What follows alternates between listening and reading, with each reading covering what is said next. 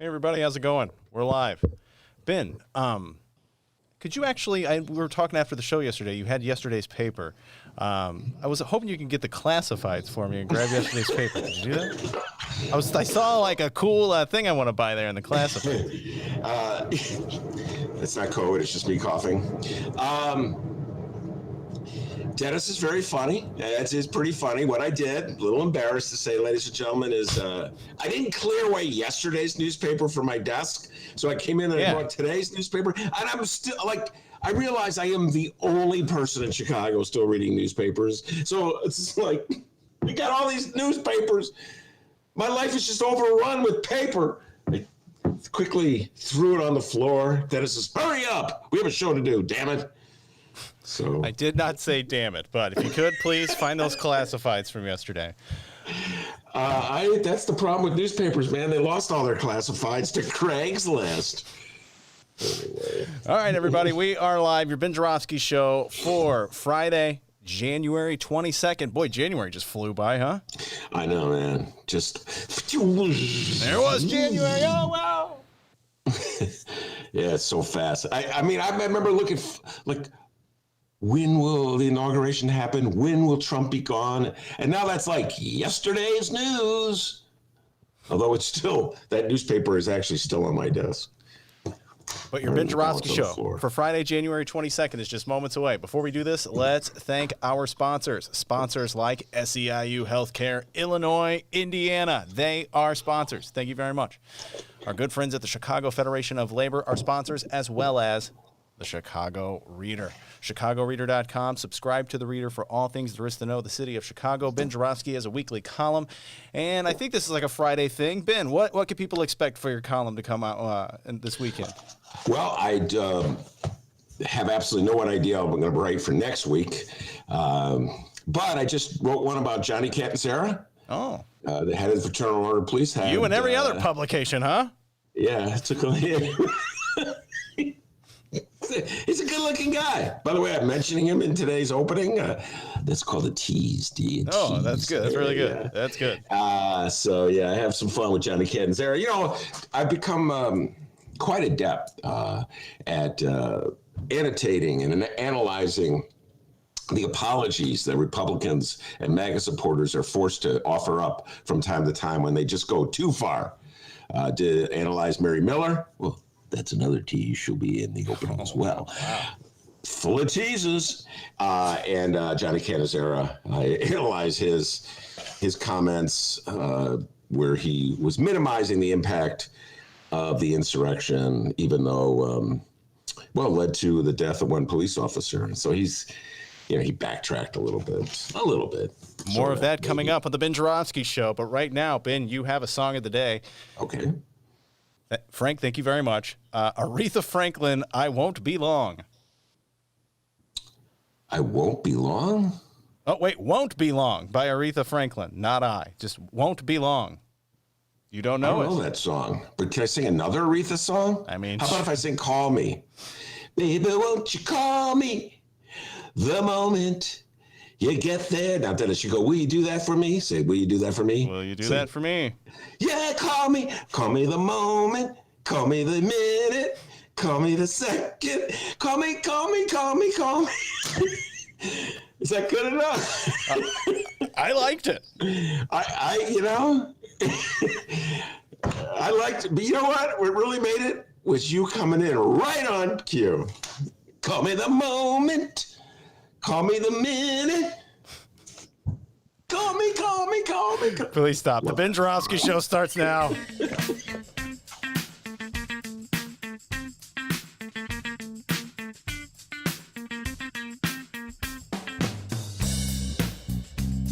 It is Friday, January 22nd, and live from my apartment in his attic, this is the Ben Joravsky Show.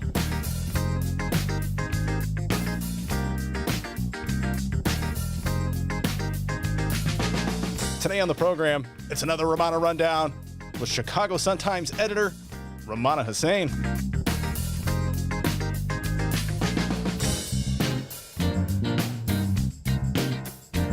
And now your host, Chicago Reader columnist Ben Joravsky. Hello, everybody. Ben Joravsky here. We're calling this MAGA Top 10 Friday, and here's why. Great column in today's Tribune by Eric Zorn. It's about Brian Urlacher playing Trump, and I say this not just because I was thinking the exact same thing, but I was thinking the exact same thing, and this is like the third or fourth time this has happened, Dennis, where a Tribune columnist snuck into my brain and stole my idea. Or is it possible that two people could be having the same idea at the same time? I don't know. It's really starting to irritate me. All right?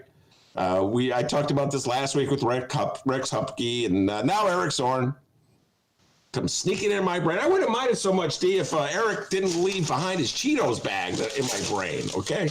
What a thought that is.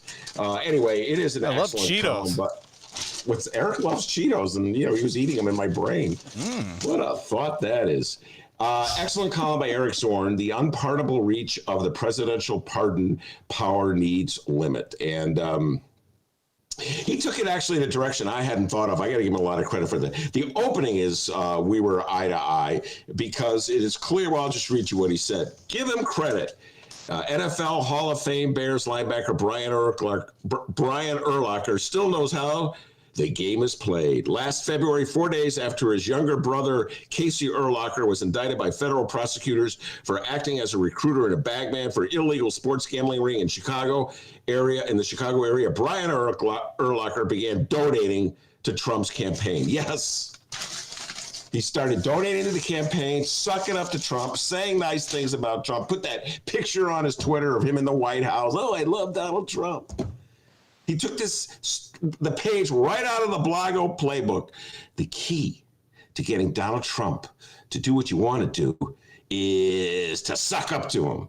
And so I had the same thought, Eric Zorn, that was exactly what Brian Urlacher was doing. So I don't know, maybe I could be a little more forgiving to number 54 from the Chicago Bears, well, maybe he isn't like a believer in white supremacy, or maybe he isn't a MAGA hat wearer.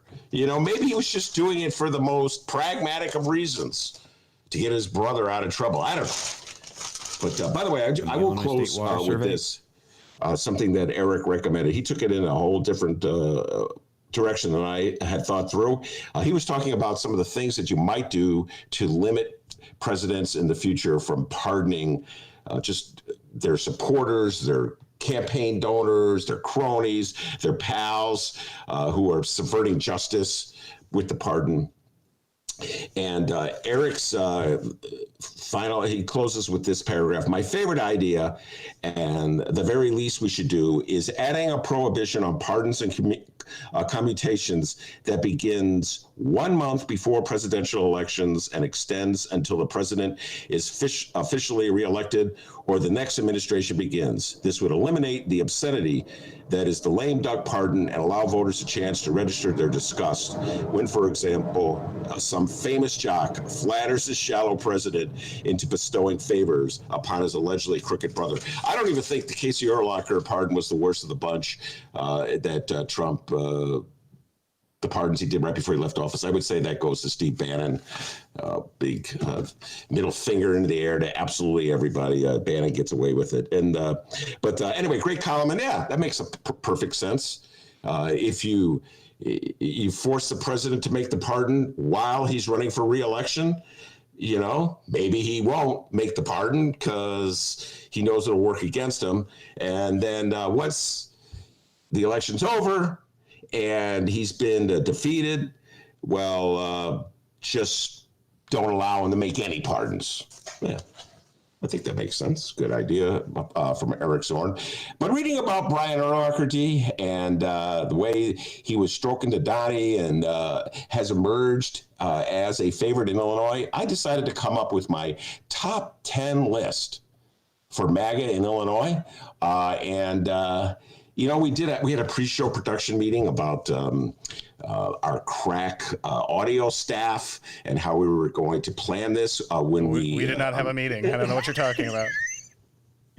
Yeah, so this is my way of saying we don't really have any audio gimmicks for this, although I'll do my best to come up with them as I do. So here we go. By the way, I have to say something. Can I let the cat out of the bag, Dave? Oh, getting started early with those sound effects, huh? The reader, God bless the reader, has decided to nominate our lovely little podcast for an award in a podcast, and I'm so excited about it. I've been in this business for so many years. I wasn't planning to say this, but I'm going to say it anyway. I've been in this business for so many years, and it's really nice to win journalism awards. I've won several of them down through the years, but I get kind of like jaded about journalism awards. No, you? As I older, jaded? That journal every year. But I never won a podcasting award. And it's just, so like we're really struggling. At least I am. I'm thinking probably too much more about this than I should. Yeah, I think so. But hey, that's good though. That's good. And I'm like, which one? What should we submit? And Kenny Davis, who was on the show yesterday, I was questioning him and his wife Linda, who listened to the show and are always giving me good feedback, positive feedback, and also like what you could do better type feedback. What they thought I should submit, and I'm still overwhelmed by it because it's like the thing is that we really are a low budget operation. I mean, I just got to put that out there, Dave. Who am I kidding? It's the two of us. Yeah. That's it, ladies and gentlemen. I'm looking at the other guy and me. Okay. He's in his apartment. I'm in my attic, literally looking at a porta potty. We have, like I could just imagine all these other podcasts. They get that smooth sound. You know what I mean? There's no train roaring by whenever they do an interview. Oh, remember Eric Zorn? Speaking of which, Ben, you got to really improve the quality of your interviews. Oh yeah, I remember that one. But he was right actually. So I struggle with this deal. Like which interviews should I submit, and will it matter if the sound quality? You know what? The hell with it. I can't worry about it, D. So I'm probably going to just close my eyes, and I'll call up all the shows under my screen. I'll close my eyes and just put my finger on the screen, and whatever show I touch will be the one I submit. Huh, I like that system. We could try that. Yeah, because really, what difference does it make? They're either going to like the sound with the train roaring by, or they're not. I think, a song of the day should have them hooked, just saying. Oh my God. Could we edit out the song of the day? Can you imagine the judges? Like, what is this? No, we cannot. We cannot. Any show that begins with, baby, won't you call me the moment you get, come on. And now Digo, will you do that for me? Will you do that for me? Oh my God. It's the sweet inspirations in the studio with me. Anyway, went on that tangent. So this is my way of saying I have no great sound effects for this one, so I'll just make mine up as I come up with my top 9 Illinois. 10 or 9? It's only 9. You said 10 earlier. Oh my God. Please don't tell the podcast award people that this happened. Oh, but I wanted you wanted to do 10. Give us number 9. Number 9. Whoa! Whoa, my I only have 9. Don't tell the award people, okay? Whatever you do, I miscounted. Hey, it can happen to anyone. So, what was it again, D? Number 9. We got to go with Brian Urlacher. Number 54 for the Chicago Bears, sucked up to Trump, call out love to Kyle Rittenhouse. Might pick crossover votes from Democrats who love the Bears. Number 9, Brian Urlacher. Number 8. Number 8. Wait, wasn't that from our show on the 10 biggest stories of the year? Yes, I think it was. Kyle Rittenhouse, got to go with Kyle. Crossed state lines and shot some Antifa protesters. Claims it was self-defense, was drinking in a bar, flashing Proud Boy signs. Man, what's not for MAGA to love about that, huh? I would say Kyle is number 8 on the top 10 list. Really top 9 list for MAGA. Number 7, you got to go with Blanco. Rod Blagojevich used to be a Democrat. Now he's a Trumpocrat. Oh my goodness, put me to work. Can we have a meeting about these things? No, he's a Trumpocrat. I'm a Trumpocrat. The Trumpocrat, that's right. Lord.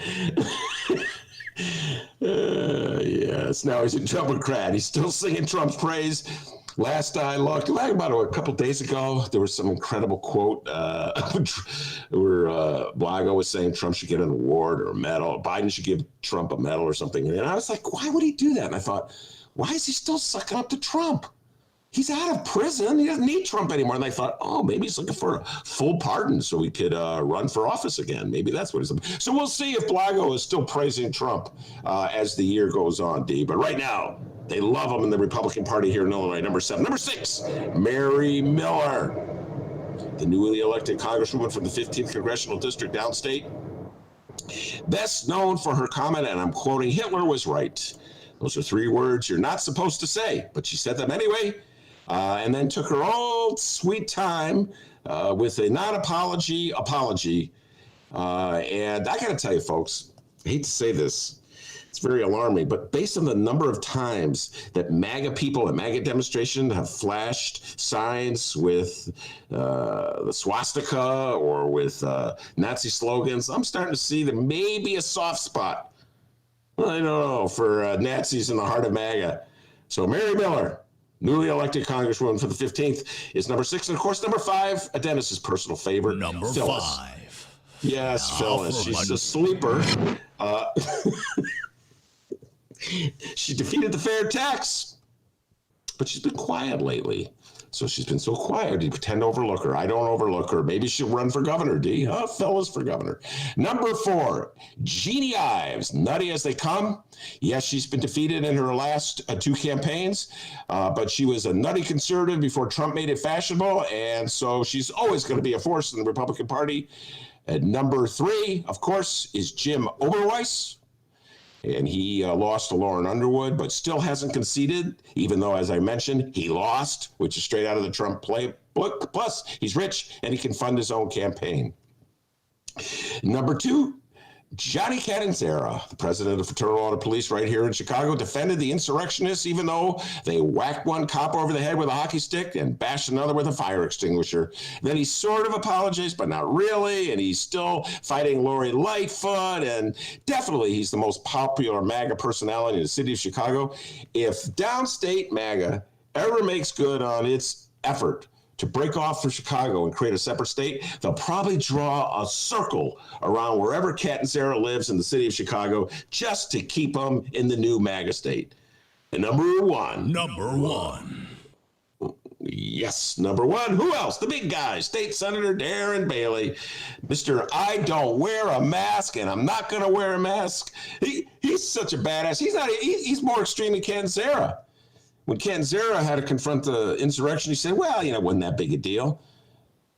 Darren Bailey's like, I think it was Antifa. Or he's questioning, maybe it wasn't MAGA.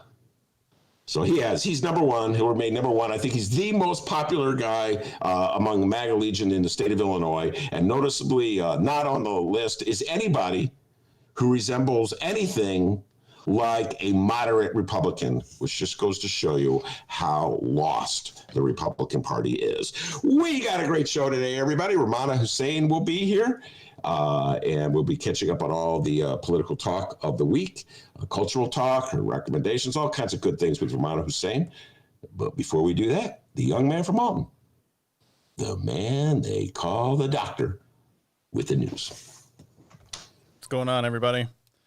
Before we find out what's happening in Chicago and or Illinois for the 4th and final time this week, guys, we need to talk about this weekend's Benny J bonus interview lineup, available at chicagoreader.com and wherever you download podcasts. Here's this weekend's lineup. First up, Saturday.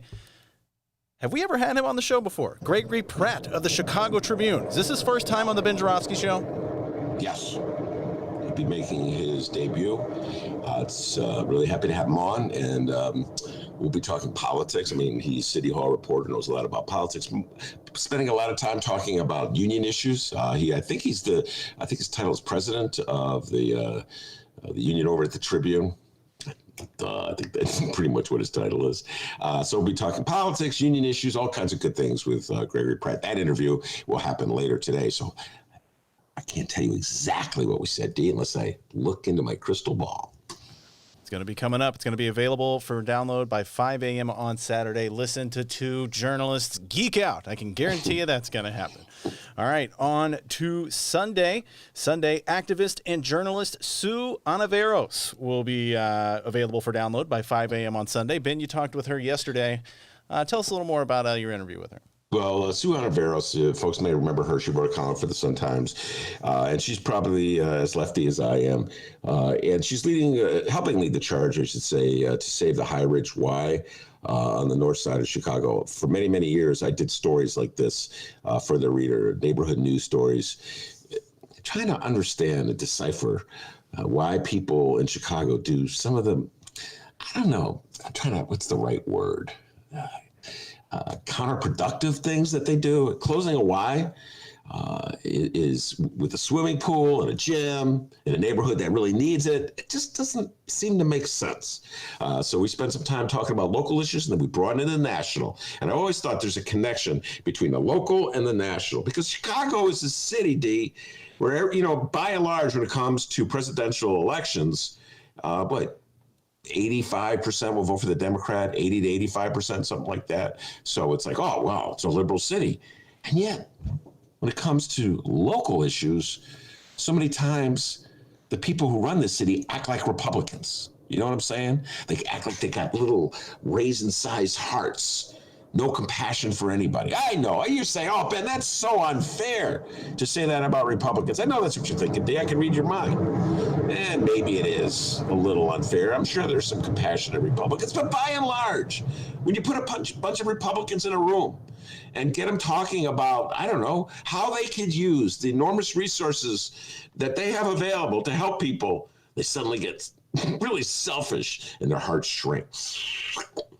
So we'll be connecting the local and the national, a wide-ranging interview with Sue Ontiveros. That'll be available Sunday by 5 a.m. And finally, on Monday, the long-awaited return of the director of the Black Harvest Film Festival, the one, the only, Mr. Sergio Mims. Ben, give everybody a little sneak preview of our interview with Sergio. Well, it's movie talk with Sergio, and we break down One Night in Miami and Sylvie's Love.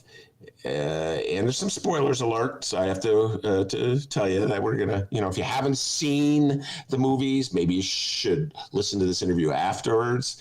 But Sergio and I were both excited about both of these movies. I think One Night, will One Night in Miami win the Oscar? I think it should win the Oscar for Best Picture. Are they even? They're having Academy Awards this year, aren't they?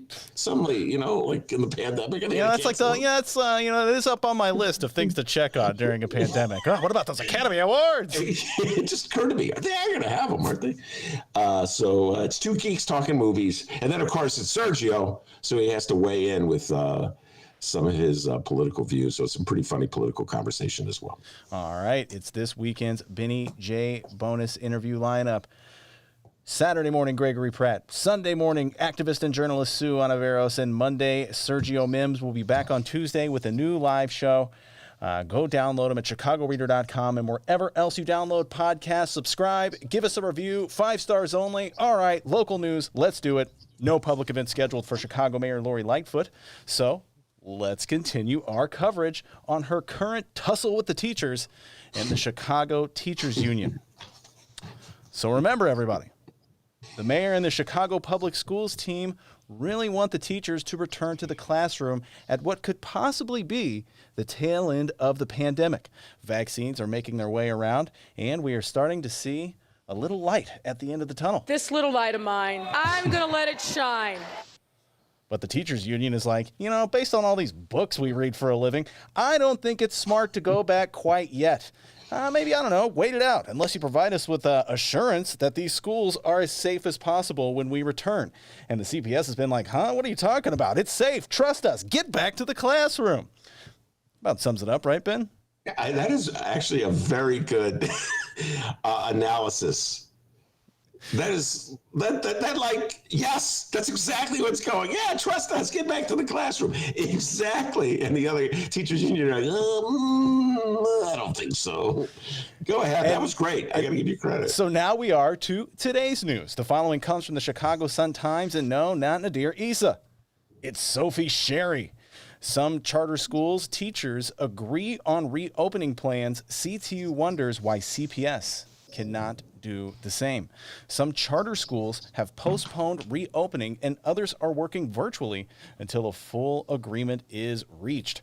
Teachers working for some charter school operators have reached agreements about reopening schools, while the Chicago Teachers Union continues to negotiate with Chicago Public Schools. Charter operators' Passages, SRO, and Latino Youth are moving ahead on schedules different from Chicago Public Schools, some postponing reopening plans altogether, and others working virtually until a full agreement is reached. Passage Charter School and the union agreed the school's reopening plan would follow the Department of Public Health's metrics and will only consider reopening if metrics such as test positivity rates are at a minimum in the areas students live. Charter Passages teacher Ann Stella Taylor said, quote, "We stood together and we said that we would only go back if these things were met. And our employer agreed because there's a sense of humanity and understanding that we all need to protect the people that we work with and the communities that we serve." But unlike the charter school teachers, our educators at the Chicago Teachers Union have still not worked out a deal with Mayor Lightfoot and her Chicago Public Schools team. And CTU Vice President Stacey Davis Gates has a theory.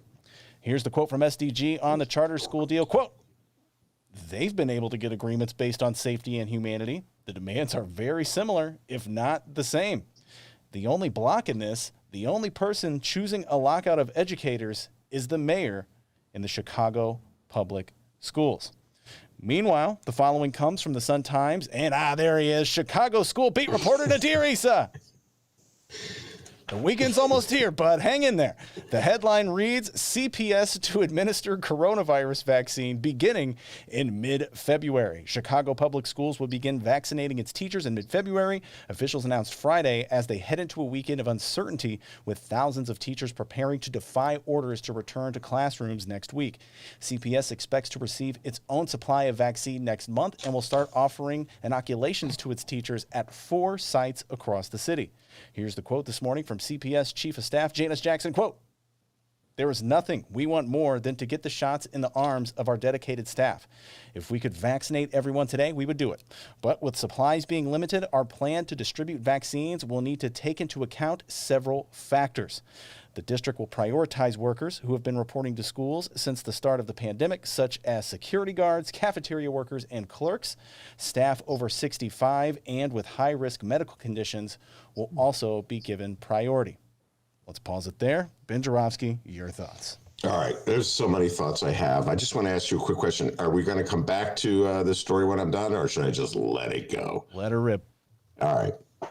Many thoughts. I was taking notes as you went on that riff, D. We will be talking about this conflict for a while, folks.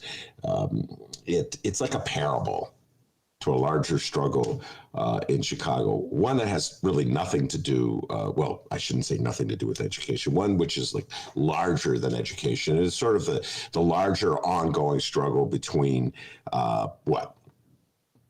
lefties, progressives. I don't know what they're called anymore. They've lost track of what to call it because everybody says they're progressive. So how do you distinguish between like a centrist progressive and a lefty progressive? You know what I'm saying? It's like, I don't even like saying the word progressive anymore because it's been so diluted. So many people have claimed it as their title, and then they don't act very progressive. So I guess it's replaced liberal. I had this conversation with Rummana a couple of weeks ago where she was like, liberal, lefty, what's the difference? Well, there's a pretty big difference in my mind anyway. Lefty is more like what a Bernie Sanders is, okay? Liberal or progressive is more like where Lori Lightfoot is. And you could see there's a wide gap between the two, and they're both Democrats. So anyway, obviously, Kenny Davis was pointing this out yesterday in the interview. Obviously, that this fight over reopening the schools is just symbolic of a larger political struggle between Lori Lightfoot and the centrists in Chicago and the lefties and the Chicago Teachers Union. And that is clearly like a larger context of this fight. And you could see that in the positions that various people in Chicago are taking on the issue. Then there is a very immediate concern of employees at the public schools. And this has nothing to do with politics. Health concerns. And I can't emphasize this enough. It's like a lot of teachers are afraid about going into that classroom. And I don't blame them. I'm afraid of this virus as much as they are, particularly at my age.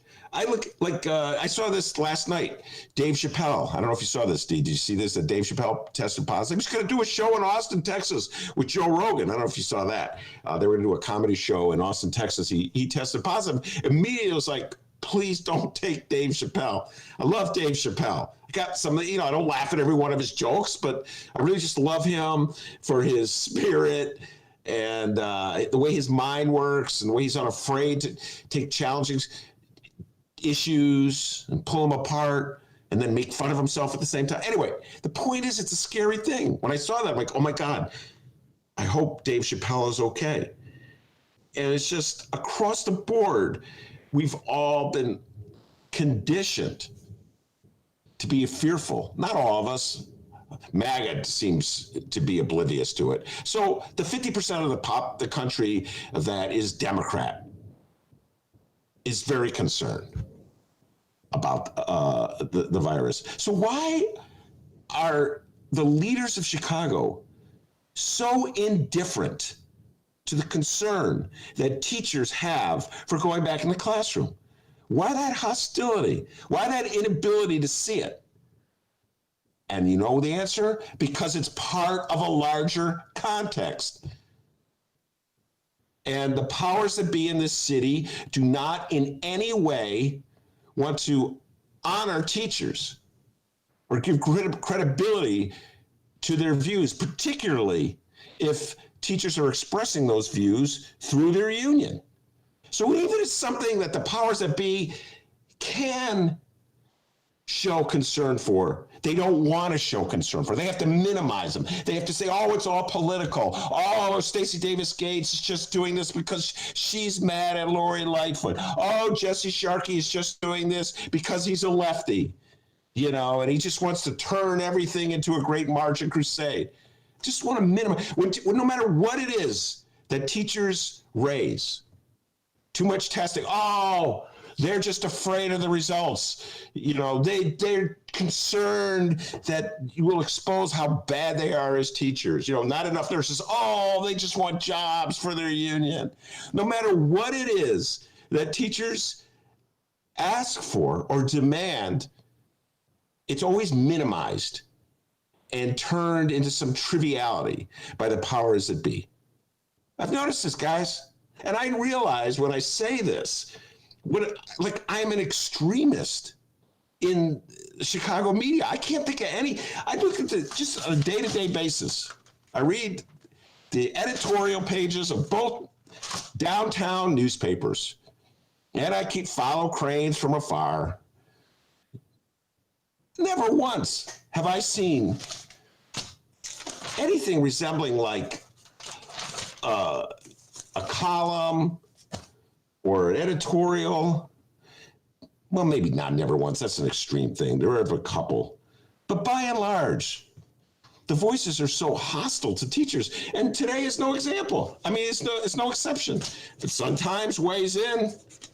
Now, they managed not to insult the teachers union. I give them credit for that. They showed some restraint. But teachers, vote no on a strike. It's the whole issue of whether the teachers union should vote not to go back to school if compelled, just to do virtual learning. Vote no. And they take apart the arguments raised by the teachers as to why they're concerned. Don't really show much sympathy for them. But that editorial is relatively generous to teachers compared to the Tribune. They threw in senior attorney at Liberty Justice Center, Jeffrey Schwab is his name, which won the Janus versus AFSCME U.S. Supreme Court. This is a lawyer who goes to court to just try to destroy unions. That's what the Janus case was about. We talked about Janus case for so long, so many times in the show in 2019. I will not relitigate it. That's who the Tribune puts on? That's who they put out there? A lawyer who's dedicated much of his practice to destroying unions? See what I'm saying? It's part of a larger context. It's not like, oh, let's worry about teachers. We're concerned about, no. They just want teachers to do as they're told. And the teachers, through their union, are saying, we're not going to do as they're told. This fight's gone on for 10 years, D. Now, I had a smile when I heard you quoting the teachers union, speaking nice words about charter schools. And I said this many years ago, when the charters first were emerging in Chicago as a force. My lens has always been the city of Chicago, so it was happening nationwide, but I was taking a look at it exclusively in Chicago. And I noticed politically how it played out. Couldn't help but notice that the same voices and institutions that were so critical of the Chicago Teachers Union were the ones championing charters. I go, well, why is that? Because the charters are non-union. So I said, you know what? I got nothing against a charter, just by virtue of it being a charter, but I do object to the way in which the Republican Party and the right wing uses charters to destroy collective bargaining rights of teachers and undercut the profession of teachers. Because the more charters you create, the more non-union charters you create, the lesser overall you'll pay teachers. And the more you'll undercut the power of the unions. Seemed pretty obvious to me. It was a political move by Republicans and the powers that be. So then what happened is that the teachers union began to organize some of these charters. And now we have this moment, D, which I couldn't have predicted 10 years ago. You just read it, where the teachers union is saying nice things about charter schools, and charter schools are working with the teachers union as like a model example of how like a system should work with its teachers union. I haven't read one word about it. I haven't read one word about it in the Tribune, which for years, when the teachers went on strike in 2012, I remember the charter school operators had a press conference. Well, our schools are still open. You know, definitely trying to undercut the strike. So it's interesting how the politics change, but just underscores the point I'm making, that there's a larger fight going on here that's, in this particular case, exacerbated by legitimate concerns that teachers have. Now, D, you alluded to Nader's article in today's Bright One, and I read that thing very carefully, and I underlined stuff, and I circled stuff. He broke down, did a really good job, in my humble opinion, broke down what separates teachers, the Chicago Teachers Union from Chicago Public Schools on the issue of whether teachers should go back to classroom. And basically, it came down to vaccines. Basically, that's what it came down to. I mean, when you put it all aside, if the teachers were vaccinated tomorrow, they'd go back to school tomorrow. That's my takeaway from the article. And guess what? I have not seen any attempt by the city of Chicago to really put teachers at the top of the list. You say the most important thing right now for the future of the children is to open up our schools. Why aren't teachers being vaccinated right now? Oh, well, we don't have the vaccines. Oh, there's always some issue. Why are we fighting like hell to get more vaccines in the state of Illinois, the city of Chicago? They seem to be fighting more with the teachers to get them back in the classroom than they are to get more vaccines. So when is a legitimate, realistic moment when we can say, yes, teachers will be vaccinated across the board? I don't know the answer to that question, D. I do know this, from what I've been hearing, that vaccines, well, we're probably going to get into this in a little while, but vaccines, it's like the game of who gets the vaccines and who doesn't. It's like everything else in this town. It's who you know, who's your clout, who's your doctor, what hospital do you belong to, where's your health care at? Doesn't seem to be connected in any real way to need. So D, that's my view of it. It's very much just listen to you summarize the news. It's like, just substitute the fight over hiring more nurses versus for this. It's just part of a larger struggle that's been going on for a long time in the city of Chicago. All right. In other Chicago news, the city and Cook County will move from Tier 2 to Tier 1 of Governor J.B. Pritzker's 5-phase COVID-19 mitigation plan. Let's begin with phase 1. That is, as long as metrics continue to improve or are stable. Yes, it's true.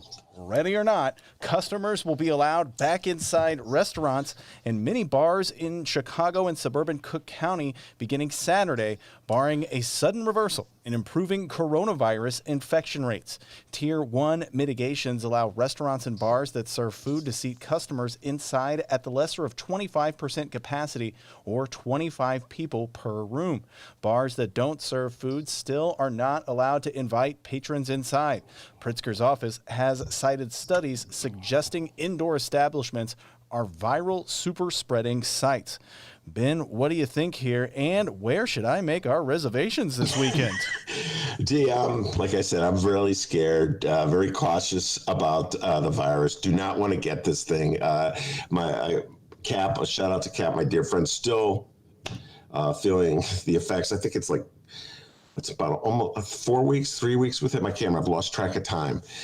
So it hits people obviously harder than it hits some people. And I'm not ready, D, to go back into a bar or restaurant. What about you? Are you ready to go back into a bar or restaurant? No, I'll wait it out. Yeah, I'll wait it out too. And I know, I'm speaking for myself, but I think Dennis could be on this list as well. We should be nowhere near the front of the line to get the vaccine. Okay. Now, we're not essential workers. Okay. As much as I think this is essential, this program, let's be honest, we're not essential workers. We can do our work from our homes. That's why I'm in the attic and he's in his apartment. So there's no need for us to get the vaccine in order to keep essential businesses operating like, I don't know, a teacher or a bus driver or a nurse, et cetera. So they should be at the front of the line. We shouldn't. So D, I understand the pressure that Pritzker's under and Lori Lightfoot's under, and I understand that so many livelihoods are at stake and that we need to open up the economy sooner or later, but I'm not ready to go back to a bar or restaurant.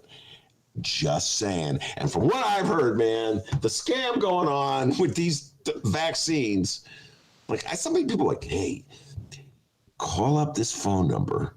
Tell them you know Billy Bob. Tell them your doctor is Jimmy Joe, and you'll get the vaccine. And it's so Chicago.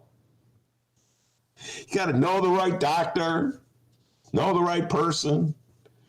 That's so Chicago. I've been seeing I'm not throwing anyone under a bus, D. I'm not going to reveal any names.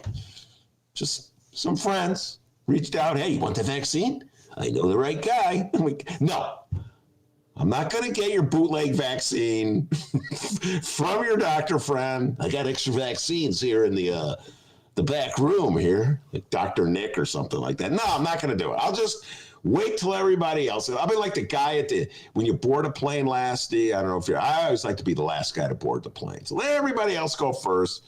And then I'll just keep doing my show from the attic. You'll be in your apartment. And then sometime in September, you and I will be literally the last two people to get the vaccine. Well, just let me know if you want to change your mind and you want to go out to eat. We'll order something up. You know what I mean? Grab a little bite. Oh, order up. There is that place around the corner from where you live, which I've always wanted to go to. You've talked about it with the chicken wings. And I've always wanted to go there. Yeah. I've never gone there. And my wife and I go, let's go to that place Dennis is always talking about with the chicken wings. They sound so good. And we never made it. And then the pandemic. I hope that place survives. Yeah, it's still there. Oh, God bless it. Lollipop chicken wings. So when this pandemic is over, I'm going right over to that's where we'll go. We'll have some chicken wings. Do they serve alcohol there? No. Oh. We can bring alcohol. What, are you looking to get drunk and eat chicken wings? Is that your plan? Yeah, that's the plan. Man, when this thing's over, I'm getting drunk and eating chicken wings. All right, well, that's specific. Which probably, I've been doing that since the thing. Just throwing that out there. It's not like I haven't been able to have a chicken wing. Just I've always wanted to go to that place. Get ready for the latest Ben Joravsky Show podcast special, Getting Drunk and Eating Chicken Wings with Ben Joravsky, where he just does that and interviews somebody. We're live here at Dennis's Chicken Wing Place on, I'm not going to give the, I think it's Lawrence, isn't it on Lawrence? Yeah. Lawrence Avenue. Yeah. All right, on to the statewide, Lawrence and Spalding, I believe, maybe. All right, on to the statewide news. Today, Illinois Governor J.B. Pritzker delivered his rescheduled COVID-19 press briefing with the announcement of bars and restaurants opening back up in a city of 3 million. Must be good news. I have the update, and yes, it is good news, but honestly, a little sick of talking about COVID. So we're going to read this later, all right? We're going to read a little later on. We do have other pressing political issues to discuss in the state of Illinois, but I guess now's a good time. Our host, Ben Joravsky, is dying. We had a pre-show meeting here. He's dying to hear our newest weekly segment, a segment that, well, for some reason, he is hell-bent on featuring every Friday on our program. Me, personally, I think it'd be the most boring thing I've ever heard. But hey, what are you going to do? His name's on the banner, so we do what the boss says. So get ready, everyone. And by get ready, I mean please don't stop listening. It's time for This Week in Illinois Weather with Illinois climatologist Trent Ford. From the Illinois State Water Survey at the University of Illinois Prairie Research Institute, this is Illinois State climatologist Trent Ford. Temperatures this last week stayed on the mild end, ranging from the high 20s in northern Illinois to the high 30s in southern Illinois, 3 to 8 degrees above average for this time of the year.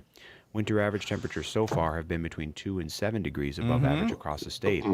Noteworthy is the lack of very cold days. For example, Aurora has had only 11 days with a maximum temperature below freezing so far this season, the 10th fewest on record by this time of the season and the fewest since 1953. Why do you like this? Precipitation totals from this last week range from less than 1/10 of an inch in southwest Illinois to over half an inch. Okay, I'm about to fall asleep. We gotta. I didn't know that about Aurora. That's amazing. That's good stuff. Really good stuff. 10 days, right? Aurora? Something about Aurora in 10 days. That's what I heard. Wow. Thank you, Dennis, for Don't thank me. Thank climatologist Trent Ford. Okay. Segment stinks, man. We got a sponsor for it. We're trying to get a sponsor for it. Oh, wow. The chicken wing place in Lawrence, they want to sponsor the climatologist report. So, yeah, our crack team of ad salesmen are working on that deal right now. Oh, goodness. All right, people, back to business. Let's talk about our new Illinois Speaker, one Emmanuel Chris Welch. On Thursday, Welch announced his House Democratic leadership team. Speaker Welch's House Democratic leadership team. Oh, boy, and Welch announced a boatload of Illinois Democratic elected leaders who will be joining his team on Thursday. I thought it was every single one of them, but according to this piece we're about to read, some people have issues with the selections that Chris Welch made. And I guess it's time for a quick round of big deal or no big deal, where I read a story and I ask Ben Joravsky, hey, is this a big deal or not? Really easy segment. All right, the following comes from the Daily Herald. New Illinois House Speaker Chris Welch's leadership team, which he announced Thursday, does not have enough suburban representation and includes too many Michael Madigan loyalists. This comes from Democratic State Rep Kathleen Willis of Addison. Ben, are you familiar with Kathleen Willis of Addison? Yeah, she was one of the people who was running. She was a loyalist to Madigan. She was part of the speaker's team. And then it was big news when she broke from the speakers. Remember that? We talked about that on the show, D. There's so many names. I don't blame you for forgetting them. But yeah. Sarah Feigenholtz, that's who. That's right. Oh my God. Yeah, it is true. There's a lot of names, a lot of state reps, ladies and gentlemen, a whole bunch of them. So anyway, she was part of the team. I cut you off there, D, but she was part of Madigan's team. You know, not that long ago. They were all part of Madigan's team. So I don't know. I'm just thinking off the top of my head. Like, there wasn't anybody who wasn't on Madigan's team. So anybody that Chris Welch picks for any kind of leadership position is on Madigan's team. I mean, I'm going to break it to you. It's really hard to get elected if you're not on Madigan's team. That's part of the problem. All right, that's number one. Number two, even if you got elected and you weren't part of Madigan's team, let's just take your favorite state rep, Will Guzzardi. You know, the hipster rep from Logan Square. I did warm up to him on the Madigan bus. You know, he was friendly. Excellent French, excellent French press coffee he had. Yes, French. What Haggisack or whatever that game is. Oh, Haggisack, Hacky Sack. Come on, man, acting like you weren't in the circle. Scott Haggisack, alderman of the 32nd Ward. Scott Hacky Sack. Anyway, Will Guzzardi, if you recall, when he was first elected, he beat Joe Barrios' daughter, so he was very much not a part of the Madigan team. But guess what happened, D? Once he got elected, Madigan called him and come here, big feller. What can I do for you? Have an egg roll, Mr. Guzzardi. And, you know, slowly he became part of the Madigan. I remember it was some guy wanted to run against Jamie Andrade. And I can't remember the guy's name, but he was running as a lefty. He was using Will Guzzardi's campaign as a model. And he was so irritated that Will Guzzardi didn't support him. I'm like, dude. Could it have been Harish Patel? Yeah, I don't know how the hell I knew that one, honestly. I am in awe right now. Where did that come from? Dude, I don't even know. know. That was like wow. Very impressive. You talk about me like the 49th Ward Alderman before was Joe Moore, blah, blah, blah. But that was really good. Yes. And it was like the reluctance of state reps who only 4 years or 2 years ago had been outspoken reformers and independents, and let's take on the machine. Their reluctance suddenly, I'm not really ready to go against the speaker. So that was part of the problem. Really, once you got elected, you kind of became part of Madigan's team. So I'm not really feeling that part of the criticism. You know what I'm saying? But there's too many Madigan loyalists. The only way to get around that is to name Republicans to speaker positions or to House positions, and I don't think that's a good idea. So I don't know. I can't take that criticism too seriously. Hey, they could have put you and me on there. Yeah, we're not Madigan loyalists. I mean, I'll put on pants, sure. You're not wearing pants now? I'm wearing like gym shorts. Oh. Did not know. Well, you don't know because I only see him from the neck up. So. Right. Oh, that got weird, huh? That got weird. Yeah, that got weird fast. Let's just go back to Kathleen. Dee, let's take this out, and then I'll submit this for that award. There you go. Don't keep that in for the award, okay? We'll have to go back and clean up the tapes. I'll take that out, put this in. Let's change it so I'm sounding really serious. Yes, it's a very interesting comment you made about Michael Madigan. That award is ours. Oh my God, that award, all the other shows, they sound so professional and everything. I want to win that award, D. I'm going to put it on my wall. Podcast award. Yes. Well, can we get two? What's that? Could we get two? I want one. Your name is going to go in there. As the producer. All right? Hey, WBEZ. It's like he was nominated for an award. Okay, let's keep talking about the news. Talk about this award. BEZ, my resume's in that pile, guys. Come on, help a brother out. It's in that big pile of resumes. Yeah. Hey, WBEZ, that name in that pile, he's up for an award. Yeah, he's up for a podcasting award. That's a big deal, WBEZ. All right, more on the newest Chris Welch team. Speaker Welch's House Democratic Leadership Team. Don't worry, that intro will probably be gone next week, all right? But this team also does not include any of the women who ran for House Speaker. Willis Representative Stephanie Kifowit of Oswego and Representative Ann Williams of Chicago. Neither Willis nor Representative Fred Crespo, a Democrat from Hoffman Estates, was retained by Welch in House leadership. Suburban representation will include only Representatives Natalie Manley of Joliet and Robin Gable of Evanston, plus Representative Deb Conroy of Villa Park in one of 6 new positions of caucus whip, which do not pay leadership stipends. What? I'm sorry.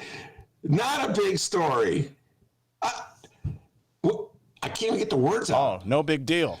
You guys were part of the team that lost. And by the way, I praise you for taking a stand. You know, I mean, I'm with you. I've been losing my whole life. I'm about to lose this podcast award, okay? You don't hear me crying about it. Well, I probably will. We've gone from winning to losing, and just in a matter of 5 minutes. All right.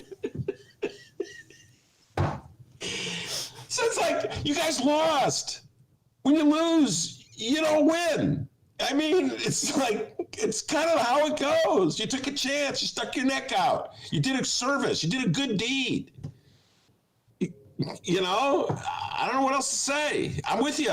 It's like, but he's giving it to the guys who are with him. You know, I don't know, D. That's kind of how it works, isn't it? I mean, listen, time will heal all wounds. And in a couple years, you know, those who are in the outs now could be on the ins. Look at Will Guzzardi. When it started, he ran against Joe Barrios' daughter and defeated. Now what is he, a whip? Yeah. Right? Yeah. He's a whip. Okay, so it doesn't get a stipend. Now they're like, well, this job's better than that job. I don't know, guys. We're in the middle of a freaking pandemic, okay? You know what I'm saying? It's like, you had a problem. His name was Michael Joseph Madigan. He was exceedingly unpopular outside of Cook County. Wasn't that popular in Cook County either. Exceedingly unpopular outside of the city of Chicago. All right? Dennis will tell you. Yes, I will. Just our downstate guy. Anybody who's not in Chicago can tell you how unpopular Michael Madigan is. Somehow or other doesn't register with people in Chicago. Oh, he's popular where I live. Well, there's this other part of the state of Illinois, which is not where you live. The rest of Illinois. Joined us, ladies and gentlemen, Rummana Hussain has joined us, but we're not ready to bring her on the show. She got a mask. Anyway, I don't know where she is. We'll find out. But anyway, so Dennis, I'm not really feeling this. You know, I'm having a hard time feeling sorry for these legislators. They did a good thing by challenging Madigan and forcing the Democratic Party to like move ahead a little bit, cut the cord, but they lost. I don't know. It's like to the, you know, don't know what to say, D. You lose. It's not like in, swimming at the Y where everybody gets a ribbon. You know what I'm saying, D? Like even if you finish 12th place out of 12 swimmers, we're giving you a ribbon anyway. I got a bunch of those ribbons still in the attic. So there you are. That is our local news. Remember, you can. Ben's holding up the sign. Okay, yes, I'll finish the Trent Ford weather report. And are leaning into our ongoing La Nina conditions, showing elevated odds of above normal precipitation for the entirety of February and the 3-month period of February through April. Odds are also strongest for warmer than normal conditions to persist over this time period. Segment? The most recent ENSO outlooks show highest odds for La Nina persisting through climatological spring, with a likely transition to ENSO neutral conditions in early summer. I love when he talks about climatological. That's a hard word to say. Climatological. Say that 10 times. Climatological. Huh?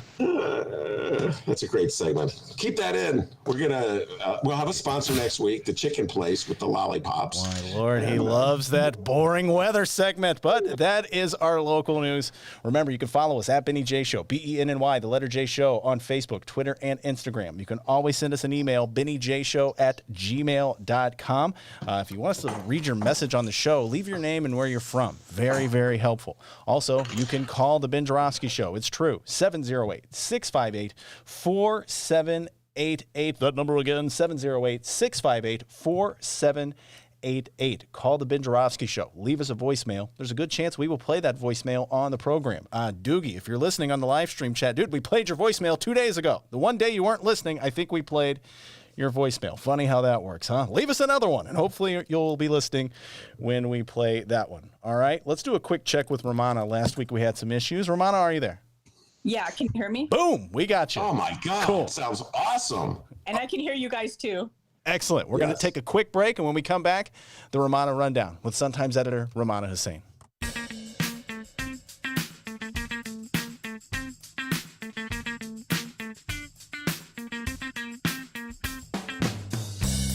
I have absolutely no commentary. There's nothing to be said. The Illinois State Water Survey at the University of Illinois Prairie Research Institute. This is Illinois State climatologist Trent Ford. Temperatures this last week stayed on the mild end, ranging from the high 20s in northern Illinois.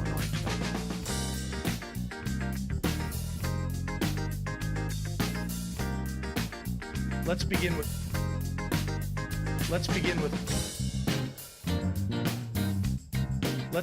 phase one. Let's begin with phase one.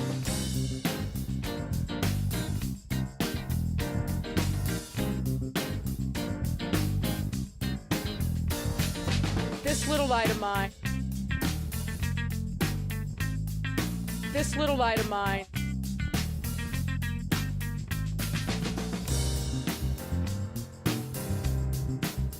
Let's begin with phase one. Let's begin with phase one.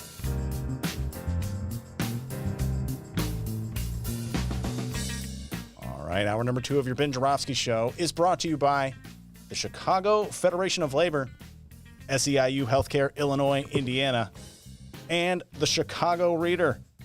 Benny J, take it away. Every Friday in the Ben Joravsky Show, Rummana Hussain, the pride and joy of Lincolnwood, the editor-columnist of the Chicago Sun-Times, joins us. And Rummana, thank you so much you're at a different location today, Yes. an undisclosed location, but you're weighing in. It's my mom's house. That's why I'm wearing a mask. I was around my mom like a few seconds ago, and the nice thing is when I do stop, I haven't gone to my mom's house for work in a long time. I had been doing that just to mix it up for work, but had to pick my younger sister up from a medical procedure she had, so it was close to my mom. So I just stopped by, and my mom makes me lunch when I'm here. So I was eating a few minutes ago. Man, I'm coming over right now. I've heard from many sources that your mom is an excellent cook. She is. And I think you're one of the sources that told me that, as a matter of fact. Yeah. All right, plenty to discuss with you. The inauguration is at the top of the list just a few days ago. And since you're the only one who is remotely fashionable in the Ben Joravsky Show, I know it sounds so frivolous to discuss fashions, but between Bernie's mittens and who else? Who was wearing the muumuu? Oh, she wasn't even at the inauguration. That was Melania. Melania's muumuu. Lots of kind of fashion news. Any fashion updates on the inauguration before we get to the really important, the substantive stuff? For sure. I mean, I'm not gonna lie. I mean, that's something that I pay attention to, and it's nothing that I think is important. But I was paying attention to the fashions, and I have to tell you, like, even before the inauguration started, or before I even started work that morning, an editor of mine started sending me messages about everybody's fashion, and then she started commenting, and then she felt bad. She's like, "Sorry, I know you weren't working at the time," and I'm like, "No, I turned on the TV, so I was watching, and we had a running commentary about what everybody was wearing." And she's this person who was an editor at the Sun-Times, I won't name her name. She's like, "Wow, even Hillary, look at her hair, it looks good." So, we were commenting. We definitely, I don't know if you would noticed, but the monochrome look was totally in this year, where it was like one color. You saw Kamala Harris and Hillary Clinton and Michelle Obama, who I thought for me, she kind of stole the show with her. I don't know if it was a jumpsuit or a pantsuit, but I just thought that look was awesome. I did not notice. She was wearing this like maroon like pantsuit, and it was a matching coat on top. If you notice, a lot of Joe Biden's granddaughters, I think their grandchildren, they were all wearing monochromatic coats. So a lot of people said the coats kind of stole the show. And then Ella Emhoff, who's Doug Emhoff's daughter, and Doug Emhoff is Kamala Harris's husband. She's actually a student. She goes to Parsons School of Design. She's a fashion student. So she was wearing this jacket that I was not a fan of, but it was a really big hit. I didn't like. It was like kind of like a checkered long coat, and then it had like gemstones on top, and I thought that looked like leaves that fell on her. That fell on the top of her jacket. But a lot of people liked her coat. They thought it stood out. And then, of course, everybody noticed Lady Gaga's poofy dress, which I did not like. What about the big pin?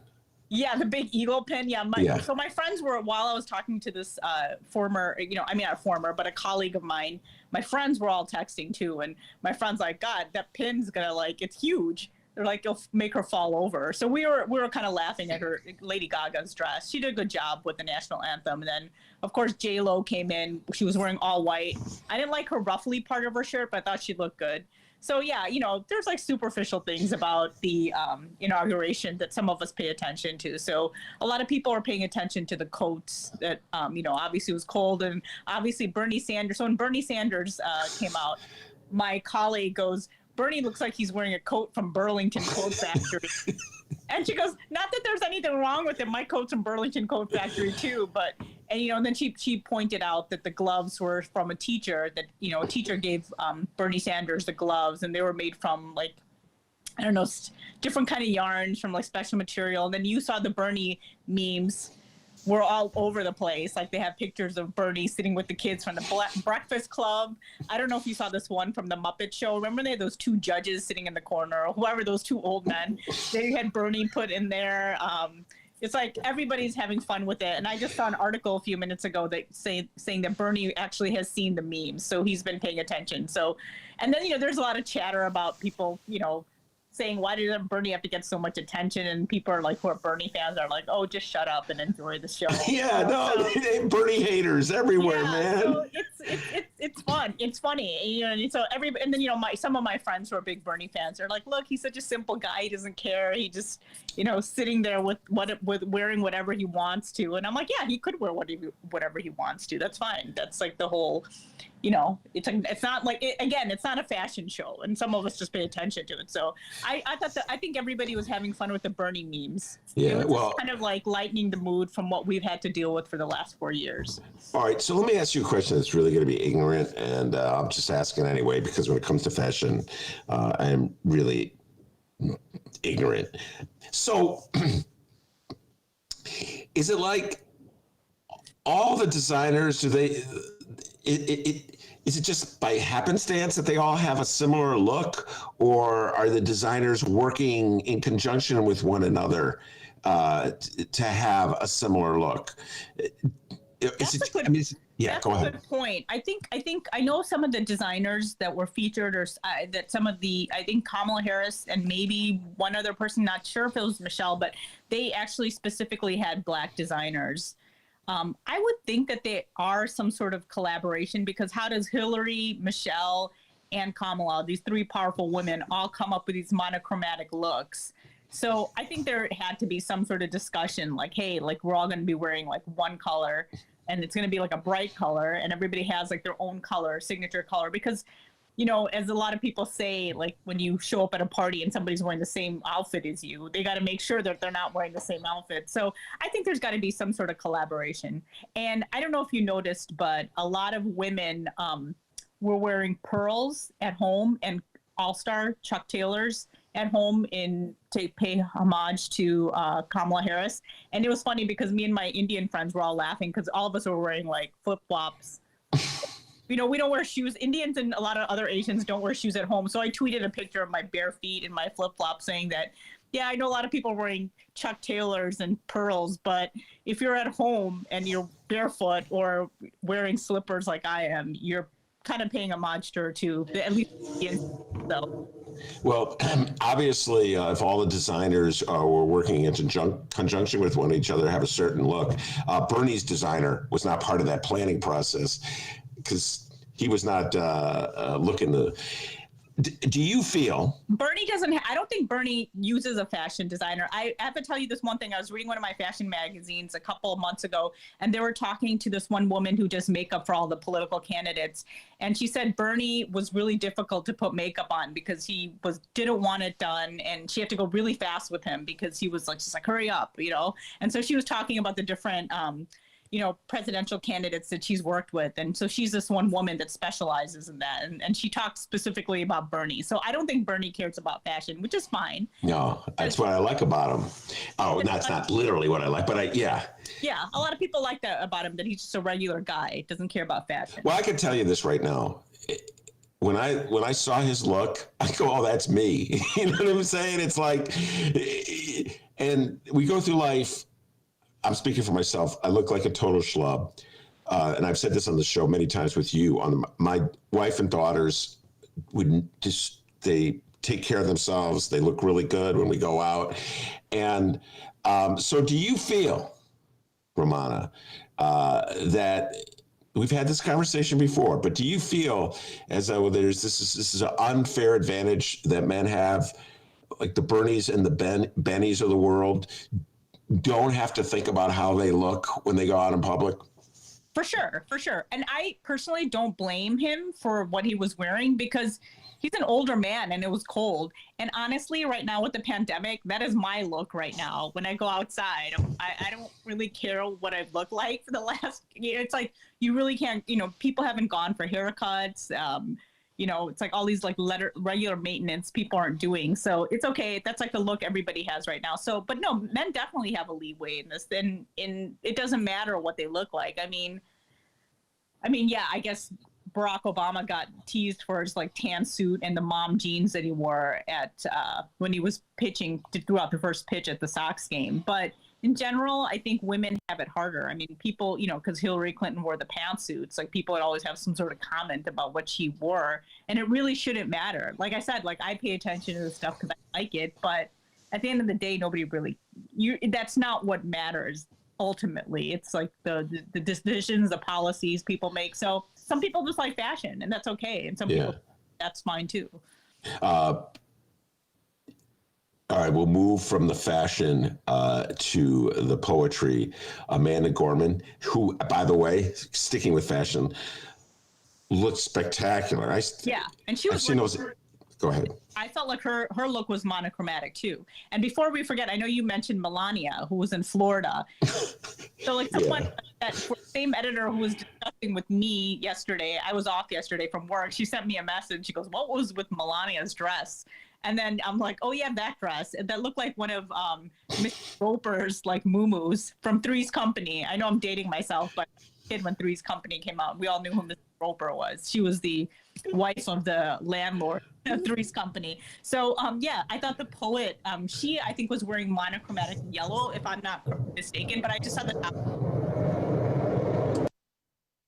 Everybody said that. I mean, I watched it. I was like half watching and half working, and you could just hear the passion in her voice. And she basically stole the show, I think, for a lot of people. And she did a great job. And the poetry was great as well.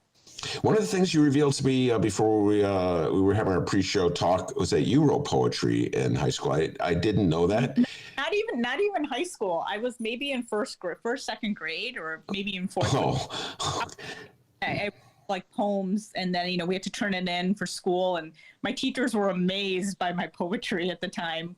And so I was actually, I know I laugh about it now, but I was singled out as a gifted child and a creative kid, and so I used to go to special classes for creative kids, and they talk about different things, and we'd write different stories. And I do like, I was good at writing poetry for a while. I mean, there were like little kid poetry, but it was one of those things where I did it for a while, but I didn't stick with it. But I took actually poetry classes in college where we studied. I took a whole class on like poems and poetry and American poetry and different kinds of poetry, and I loved it. I still appreciate it, but do I do it still? No.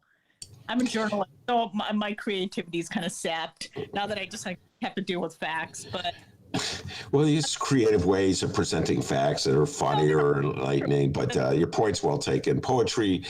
I've made fun of myself for the last couple of days since the inauguration because my attempts to write poetry were so embarrassing, and that if I were to read them on the air, people would be laughing at me even more than they laugh at how I look. So I had tremendous respect for Amanda Gorman. That was perhaps the highlight for me of the inauguration. What do you think of Joe Biden's speech?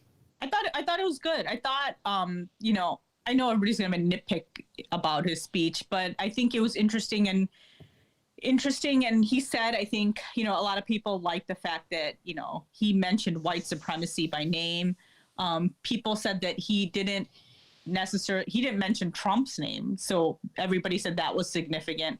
So I think his speech was what a lot of people wanted to hear. I don't think there was anything that really, it wasn't one of those speeches where I was like, wow, I'm going to remember that line all the time. But I think it got the message across about what needs to be done in this country. And, I know some people will probably have issues with the unification, and we knew he was going to talk about unification and how not everything needs to be a fight. And, I've seen a lot of commentary from people saying, like, I don't want to be unified with that side. People who hate me, people who are racist. And I think he's just trying to heal the country and undo what happened the last 4 years. And even with the first day that he was in office, I think on Wednesday, he undid a lot of things that the Trump administration did. So a lot of people were pretty happy with his speech. They thought he did a good job. I think that's mostly what the commentary I've been seeing. And then, a lot of people were saying that, the news conference afterwards with the press secretary, I believe, everybody was saying that it was refreshing that, this was like, no reporters were being berated. And some of my friends who aren't reporters are like, well, I hope reporters aren't all enamored like they are like on Wednesday. And I'm like, well, this is just the first day. Everybody's just relieved that it's not the status quo, what we had for 4 years ago. So, a lot of people are saying, yeah, this administration is going to be held accountable too. But everybody was glad that, the speech, like people were a lot of my friends were making jokes about how Biden's speech was like the first time someone was speaking complete sentences, like the president of the United States. And, people made jokes about Twitter and, how, the tweets are going to make sense now, or at least be in full sentences. So there are a lot of jokes. I feel like a lot of people were just sighing a collective sigh of relief. Yeah. No matter how they felt about it, and no matter how they felt about Biden. Yeah, obviously there's some people who are supporting Trump and might be a little angry about it. But I even heard on CNN, I had the TV on. I haven't watched TV news or national news for a long time. But this year I did with the elections and everything, the Capitol riots and the inauguration. But there was some CNN commentator who was saying that they were talking to some members of Trump's staff, and they said that they even seemed to be relieved from Biden's inauguration. Man, okay, I just gotta, Rummana, I can't even get the words out. All of a sudden, all these Trumpsters, not a big boys out of the White House, doesn't have access to Twitter, I really didn't support him all that much, and I don't know. I'm not really feeling that. What's your thoughts about that? I think they need to be critiqued too for those people. Like, how come all of a sudden it took 4 years and a riot for people to suddenly wake up? That I think a lot of people are going to be. I hope they are held accountable. I hope people. There's sometimes I find it weird when people act like it's so refreshing for anyone to say anything against Trump, and anybody in his administration or any Republican saying, oh, wow, I'm against this. And everybody acts like, it's like such a big deal. And I'm like, well, aren't they doing if Trump is saying a misfact, isn't it their job to say that it's a misfact? Like, I don't know why people have to applaud people for telling the truth. And that's what people should have been doing from the beginning. So I don't know. It'll be interesting to see how people talk about these individuals and, the people who, I guess people would say that enabled Trump in these last few years, and all of a sudden waking up and saying like, oh, we never, this is terrible. And I'm like, didn't you think that all the stuff Trump did in the last 4 years I think that a lot of people would say that those were terrible things with the way he talked about different people of color groups, the Muslim ban, the way he talked about women. Like, what did you think this was going to snowball into? You look at someone like Mike Pence, who was pretty much standing by Donald Trump for a long time. And it was like until the last minute, the plug was going to be about to be pulled out. And then he kind of had a change of heart. So I don't know. I think people need to be held accountable, like for the last few years, where they were just sitting there, not saying anything, or kind of just saying whatever Trump was saying when it was a misfact was correct. I think everybody needs to be held accountable. Well, it'll be. I'll be watching. Now, you mentioned the press briefing, which I had some fun with yesterday when I was talking about it. Jen Psaki, I believe is her name, is the new PR person at the White House. And when I was watching it, I could see that she was really bending over backwards to be like a friendlier face dealing with reporters, and because Trump ran against the media. We all know that. That was like fake news, lying media. I mean, he just mocked and maligned them the whole time, called them out at his rallies. People would boo them. So that was part of what Sean Spicer and the rest of the crowd, I'm blanking on their names. I could see there. Sarah Huckabee Sanders. God, these names are coming back to me, Rummana, like a bad nightmare. And so Jen Psaki was really going out of her way to smile. I think she actually may have said that was a good question at one point to somebody, and everything was like, I'll get back to you. There was no sarcasm, like, oh, what a stupid question that was. You're so political. But I mean, just as a guy who's been in this game for a long time, there was a lot of, as I said, ducking and dodging and skating around. She was smiling, but she wasn't really saying much. And that's what one of my friends was saying. Like, one of my friends who's not a reporter, he's like, well, I hope like these reporters will stop acting like this is like, he's like, well, people need to stop gushing about Joe Biden. I'm like, well, I think it was the first day. Everybody was just relieved. And so he sent me an article. I think it was like an opinion piece in the Washington Post. And I'm like, wait, I can't read it because I was like signed out of it. So I got to read it. But I did hear some commentary like that. And I think that's one of the things that people need to remember. And I think reporters will. You have to hold people accountable. It doesn't mean just because, maybe this guy is a little better. I shouldn't say little, but, he's a lot different than Trump is, that, people aren't going to be held accountable. I think reporters will. I think the honeymoon will be over. I mean, in the sense that I mean that there's going to be mutual respect, but I think people will start pushing back. Yeah, they'll be. I guarantee you that will happen. I've seen it happen in Chicago, everywhere. Sooner or later, it's going to be a contentious relationship. Yeah. There's going to be controversial matters that the reporters are going to ask the press secretary about. She is not going to want to answer those questions. She'll evade the questions, and things could get testy. But I believe that the central profile of the Trump administration, and it started right off the bat with Sean Spicer, the lie.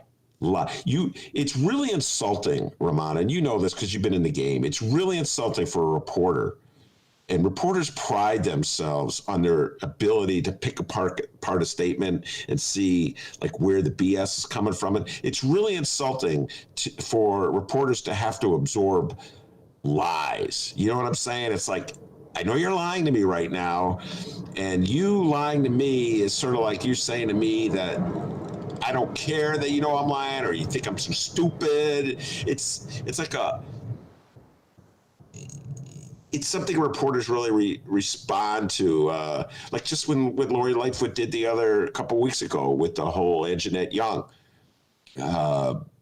I don't know if we talked about it that much, but where she just blatantly misspoke, or as Monroe said, she misquoted herself, I think is how he euphemistically put it. So what I'm saying is that eventually, and I'm hoping that the standards that reporters expected from Trump, which he violated, about telling the truth, will also exist with Joe Biden. I'm hoping at the very least that that's the case. Yeah, I think everybody watching is hoping for that, it's not like because of what everybody went through for the last few years, and Joe Biden's path. they won't want them to be evasive or not to answer their questions. I think there'll be a little difference in the way like certain I think every reporter will get picked on, because we heard that Donald Trump wouldn't pick on certain reporters and let them ask questions and would interrupt. I think maybe we will see a little less of that. But yeah, we hope that reporters will still be persistent and not give this administration a pass, because it's starkly different than the previous administration. I'm hoping that this standard is applied to all politicians as well. I don't know if you saw this. I was having fun with this Senator Ted Cruz from Texas. What did he say? It had to do with the Paris Accords. And Joe Biden said, we're going to abide by the Paris Accords. We're going to join the rest of the world in trying to limit the amount of pollution that we send into the atmosphere. And Ted Cruz tweeted out that he cares more about Paris than he does about Pittsburgh, which is a line that Donald Trump used. And the only thing about Paris in the Paris Accord is that the accords were agreed to in Paris. Yeah. It's got nothing to do. And so everybody made fun of him on Twitter. But I also noticed reporters going out of their way to point out that Paris has nothing to do with the Paris Accords other than it was the location. Yeah. And I'm hoping that's a standard that reporters, I've seen it here in the local press. I think it's better now than it used to be. I think reporters are now calling out like the mayor when she says something that's not consistent with what they know to be the truth. I think there's more, how is it, a bolder assertion on the part of reporters to just like break out of the confines of what objective, you know what I'm saying? Like objective mean objective in quotes. You can see those quotes, and you know what I'm saying, Rummana, where the mayor said that, or the president said that. It's not really my place to question what they say. I just have to accurately represent it. I'm hoping that we're changing. Your thoughts on this? Of course. If there's misfacts, I think it's important for reporters to say, well, actually, according to this actually happened, or that's not the case. I think it's important when there are misfacts by politicians to point out that actually this is what happened. If there's evidence to the contrary, I think that's important. That's part of the story. As a reporter, you're supposed to be doing that. Yeah, Ted Cruz got nailed, by the way, for his silliness. I didn't know about that tweet. I'm glad you're on Twitter paying attention. Okay, so I think I explained this to you before. I don't know how all of a sudden, and I'm like, I feel almost Rummana-like because of this, because I am not on Twitter. I got this thing about Twitter, but I could show this to you. I will now illustrate this for Rummana on my phone. Every time I go, I'm showing Rummana. Every time I click, whoops, hold on. Let me get rid of all this stuff. So every time I go to Google to look something up and I click on it, it has a list. You see that list of all the things that are trending? So number one is the Powerball jackpot lottery. Well, I'm not really that concerned about that, but I'll see Congressman Madison Cawthorn. He's the young MAGA congressman from North Carolina. He's trending. So I click on that. And that's how this ancient guy, this dinosaur, is now remotely on top of things. That's good. Thank you. Just so you know, different things trend differently on Twitter than they do on Google, because there's kind of like a different audience. But still, it's good. I do see that you're kind of keeping in touch with all the talking points, or talking, things that are talkers. Yes. You're pretty much in touch of. I'm on top of it. Yes, I knew about Ted Cruz. In the old days, I'd have to wait for it to come out in the New York Times or the Sun Times. I'd be like 3 days behind. Yeah. Anyway, all right. I gave you a homework assignment, and I know you dutifully did your homework assignment. I thought Eric Zorn did a really good job today talking about presidential pardons. Gave him a shout out. But the part of the column that intrigued me was Brian Urlacher, former linebacker of the Bears, playing Donald Trump? Did he pull a con job on the greatest con man when he started sucking up to Donald and saying wonderful flowery things about him on his little Twitter account, and what a great president he is? And was it all about just trying to win a pardon for his brother? I'm starting to think that Brian Urlacher played the player. What do you think? I think Eric Zorn had a good point, because we all know that Donald Trump loves flattery. And I think as soon as Casey Urlacher, Brian Urlacher's brother, was charged in illegal gambling, some sort of ties to illegal gambling ring, and Brian Urlacher, I think maybe a week after he got indicted, or maybe a few days after, I think he reached out to Donald Trump's. I think he had some sort of connection with somebody in his security team, according to the Sun-Times, according to Michael Sneed from the Sun-Times, and then there was some sort of connection made, and all of a sudden Brian Urlacher and his family are hanging out at the White House. They have they're there for some sort of Christmas celebration, and then all of a sudden Brian Urlacher is giving money to Donald Trump. And so, yeah, if you put two and two together, you wonder if Brian Urlacher, obviously all of us know what kind of makes Donald Trump move. Like, you have to flatter him and tell him that he's the greatest president in the world, and no other president has done more for Black people than Donald Trump has, or just kind of throw these sentences out, and he'll love it. He loves flattery. His ego is just huge. So yeah, I think that's a good point. I didn't even think about that, but I just thought oh, okay, Brian Urlacher is a Trump supporter, and that's what, put two and two together. But Eric Zorn's column kind of takes the needle and threads it together, and I think that is a valid point. It possibly is a valid point. Possibly that's really what happened. Yeah, he read from the book of Blago, saw how it worked for Blago, Brian Urlacher did, and said, "Oh, I'll do this. I'll suck up to Donald," and he got his brother out. Now we'll know if Brian Urlacher starts tweeting out stuff about how much he supports Bernie. Then we'll know I was just a con. I have a feeling that Brian Urlacher is not a Bernie supporter. No. That's just my 2 cents. I don't think there's a football player in the NFL who's a Bernie supporter. That's how weird football is. It's just maybe Colin Kaepernick, maybe some of the maybe some of the Black players. I would think that some of the white players, they tend to lean a little right. That's just my stereotype. I could be wrong too. I think you're right. I don't even think it leans right. They're so right they fall over.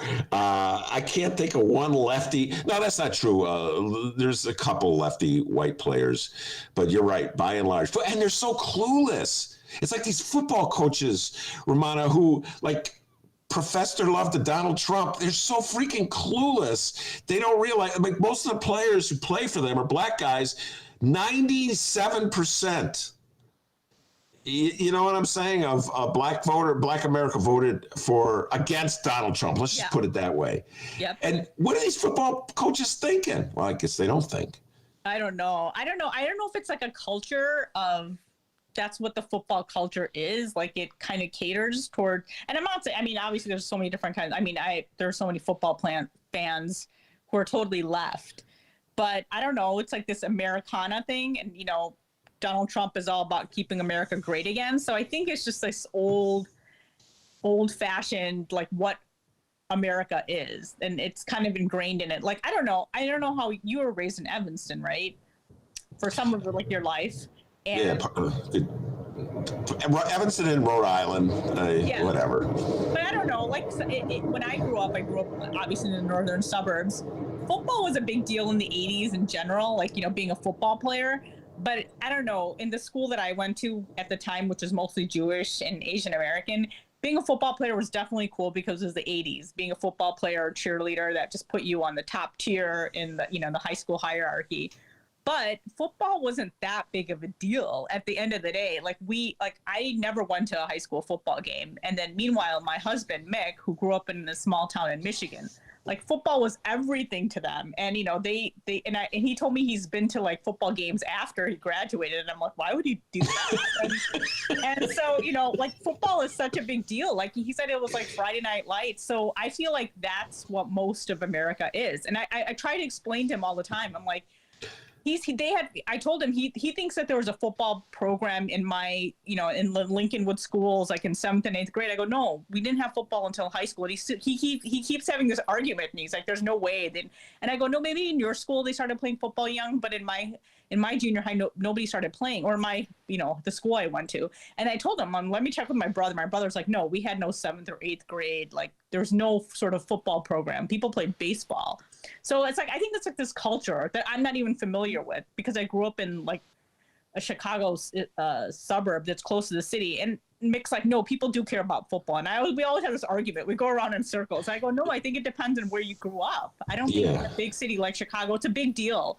No, don't get me wrong. Playing a sport is a big deal. But I feel like the football cliche is not that common in big cities. In the suburbs, maybe some suburbs in Naperville or something like that. Okay, so we're generally not allowed to have sports conversations in the Ben Joravsky show, but let's break that rule anyway.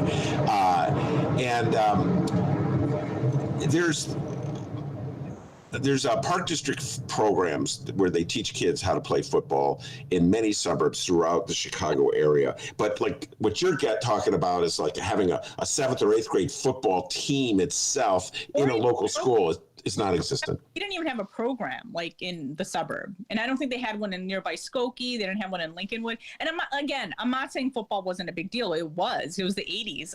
In fact, I feel football has less of a cachet than it did when we were younger. But I don't think that people cared about it that much. Well, I got to say this, that the mentality that sort of attracts football coaches to Donald Trump really warrants, in my humble opinion, a study. It's like everything else in this country where people are attracted to Donald Trump. So I'm like, what is the message that Donald Trump is emitting that attracts you?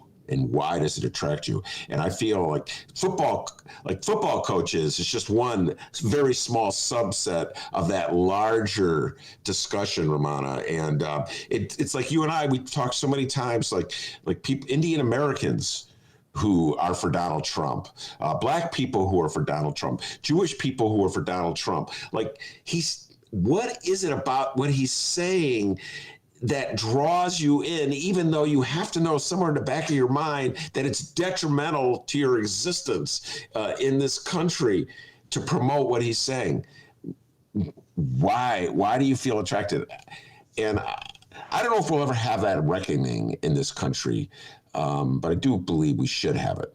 For sure. If we ever have a show, I can break down why I think certain groups do. And I've listened to podcasts where like people have talked about Mexican Americans. I understand the Indian Americans, like the certain group of Indian Americans who are going to vote for Donald Trump. I understand it, but we could have a whole show on this. All right, we'll have a whole show on that. I'd love to hear your thoughts on India. But by the way, I didn't even mention Kamala Harris, Vice President Harris. Did you have any particular feelings when you saw her get sworn in? I'm a journalist, so I'm more of a skeptic, with a lot of things. But I think it was symbolic for a lot of African Americans, a lot of South Asian Americans, a lot of Asian Americans, that this is like the first, Black vice president, female, and she's a female. So there's so many firsts involved. So I think a lot of people did feel like the symbolism, just kind of like with Barack Obama. States, like, people can criticize him, but just him getting elected into office. I remember when Barack Obama when he was his inauguration, they said Barack Hussain Obama.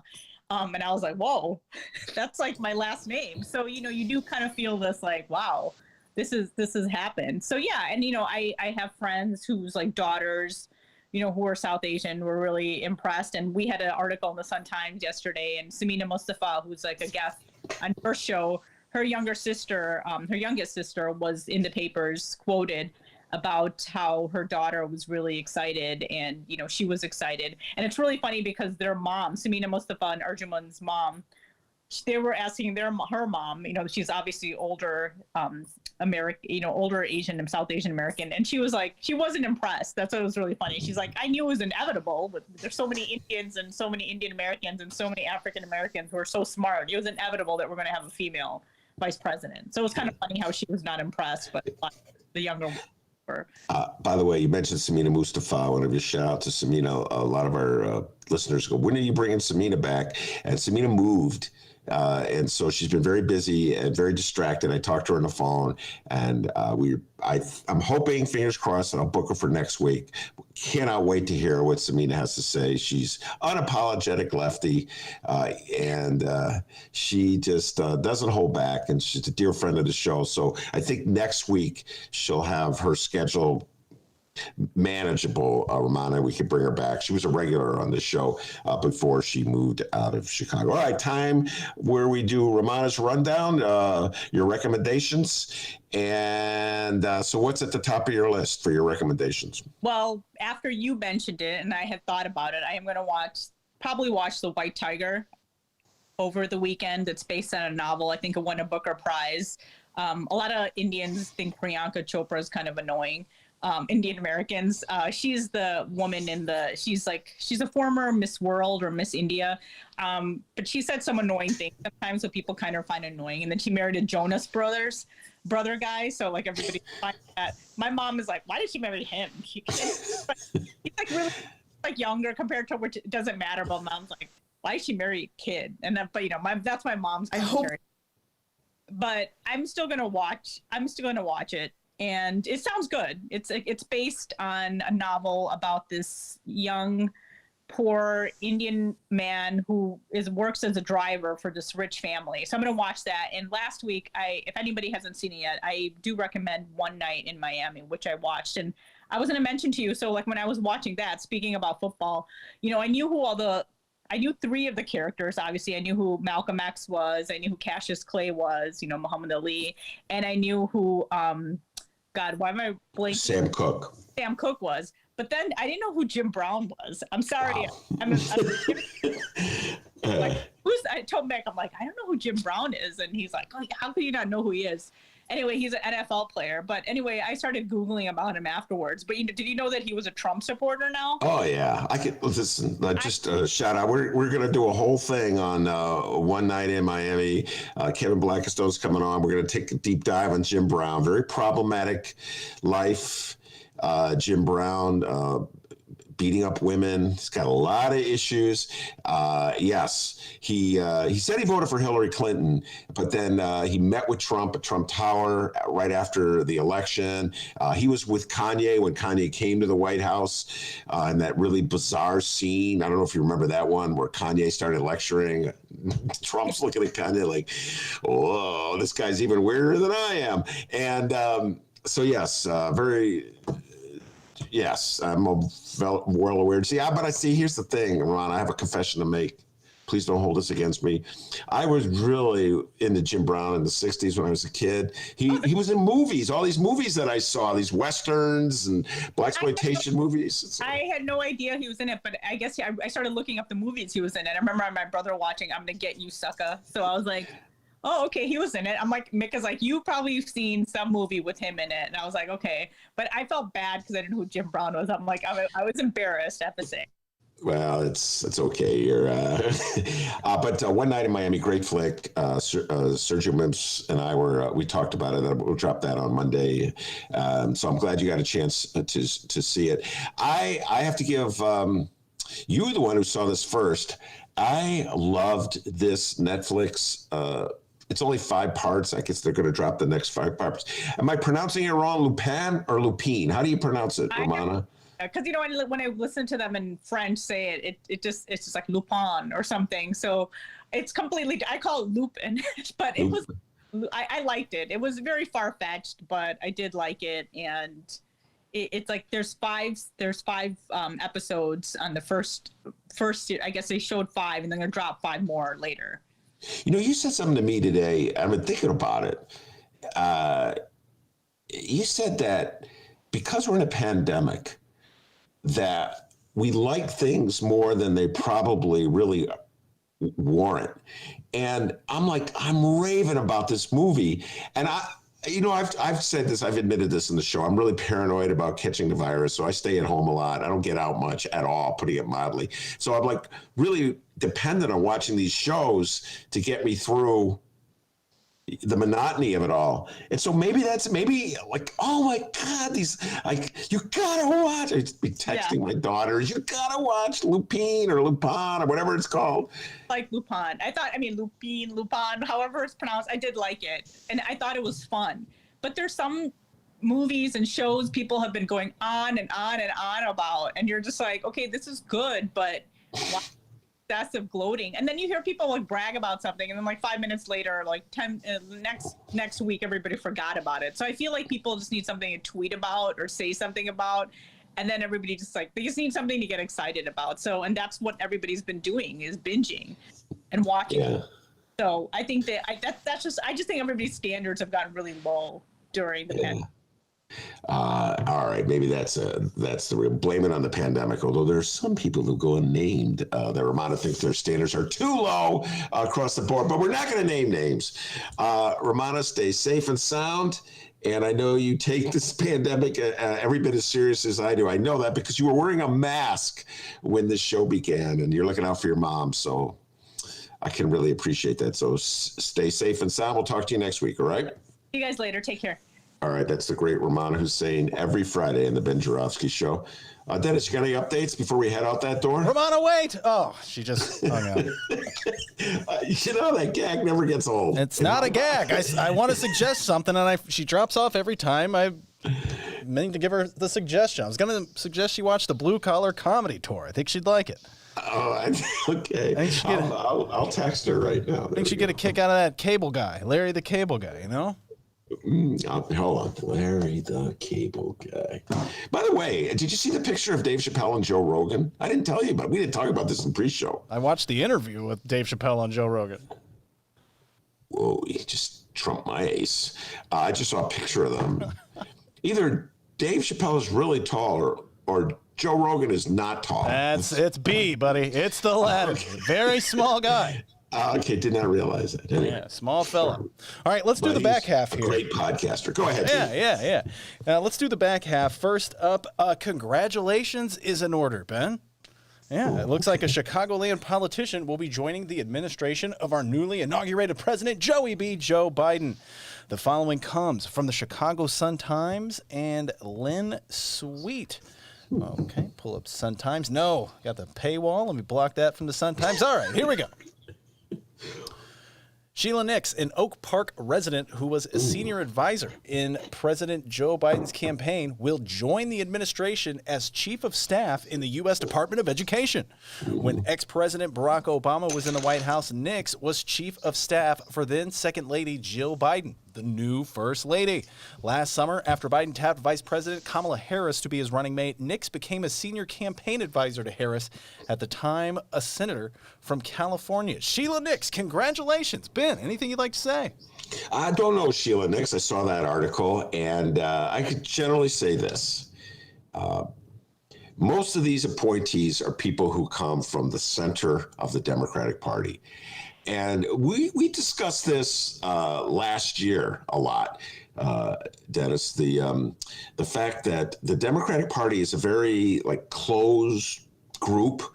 You have to know somebody to get in, so to speak, or you have to play the game. We just got finished talking about this with the state reps who are upset that Chris Welch, when he became Speaker of the House, did not name them to positions of authority in the Democratic Party in the House. And I pointed out, the Democratic caucus in the House, I pointed out, well, you got to play the game, to a certain degree to get ahead in the game. And many activists were upset with Nancy Pelosi, where she made it clear that if a strategist works for an incumbent, works for a Democrat who's challenging an incumbent congressperson, that strategist will not be hired in the Democratic Party at all. I think that's I thought that was a bad, dumb idea. I think that was cutting the Democratic Party off for some of the bright minds that are out there. But that's how the game is played. And that's how, I understand that because I've always been an outsider, sort of watching things from afar. I'm looking at all these appointees, the people who are the spokespersons, the people who are the deputies. These are the jobs, the people who will do all the grunt work and the hard work. And most of these people are your basic Democratic Party insiders. They have contacts to elected officials. They work for the elected officials. And so that's who gets promoted, D. That's the reality. Just think of all the people who come to our show who are of the left. None of them are good. I can name any names. I love them all dearly. but none of them have been named so far in any position for Joe Biden, as far as I can see. So that's how the game is played, D. It's very much the Democratic Party is still controlled by the Clinton crowd, the Obama crowd, and Biden is of that crowd. So it's the Biden crowd. So yeah, I wasn't surprised to see it was a centrist who got the gig. Oh, hey, look at this. Joe Biden would like to congratulate Sheila Nix on her new position. Play the radio. Make sure the television, make sure you have the record player on at night. The phone. Make sure the kids hear words. Well, I hope you made sense of that, Sheila, because I didn't.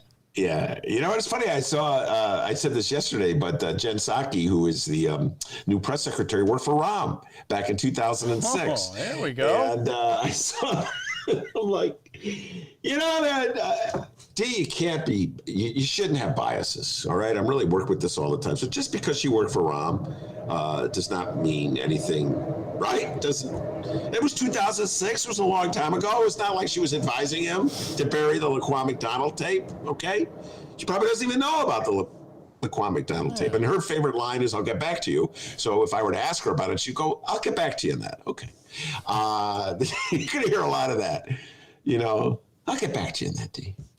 Dennis asked me, do you want to talk about Sheila Nix? I'll get back to you on that, D. Yeah, I wasn't surprised. A lot of these people work for Rahm. You know, I'm like, I can't hold that against them necessarily, right? You know, we have to all do weird things. I mean, think of all the jobs that you've held, D, in your life. Some of the shadier people that you've worked for. Oh, so many. So I'm saying, I worked midnights. I worked midnights at a grocery store one time when I was like 19, and there was a dude. His name was it couldn't have been his real name, but he said his name was Rowdy, and he had a mullet all the way down to his butt. Okay, well, that guy has more credibility in my book than Rahm. But so you know what I'm saying? Just saying, based on everything you said. I lasted 1 month at that place. I ate lunch with Rowdy one time. He's like, "Hey man, let's eat some lunch." I'm like, "Dude, it's 2 a.m. What do you think about lunch?" This wasn't the environment for me.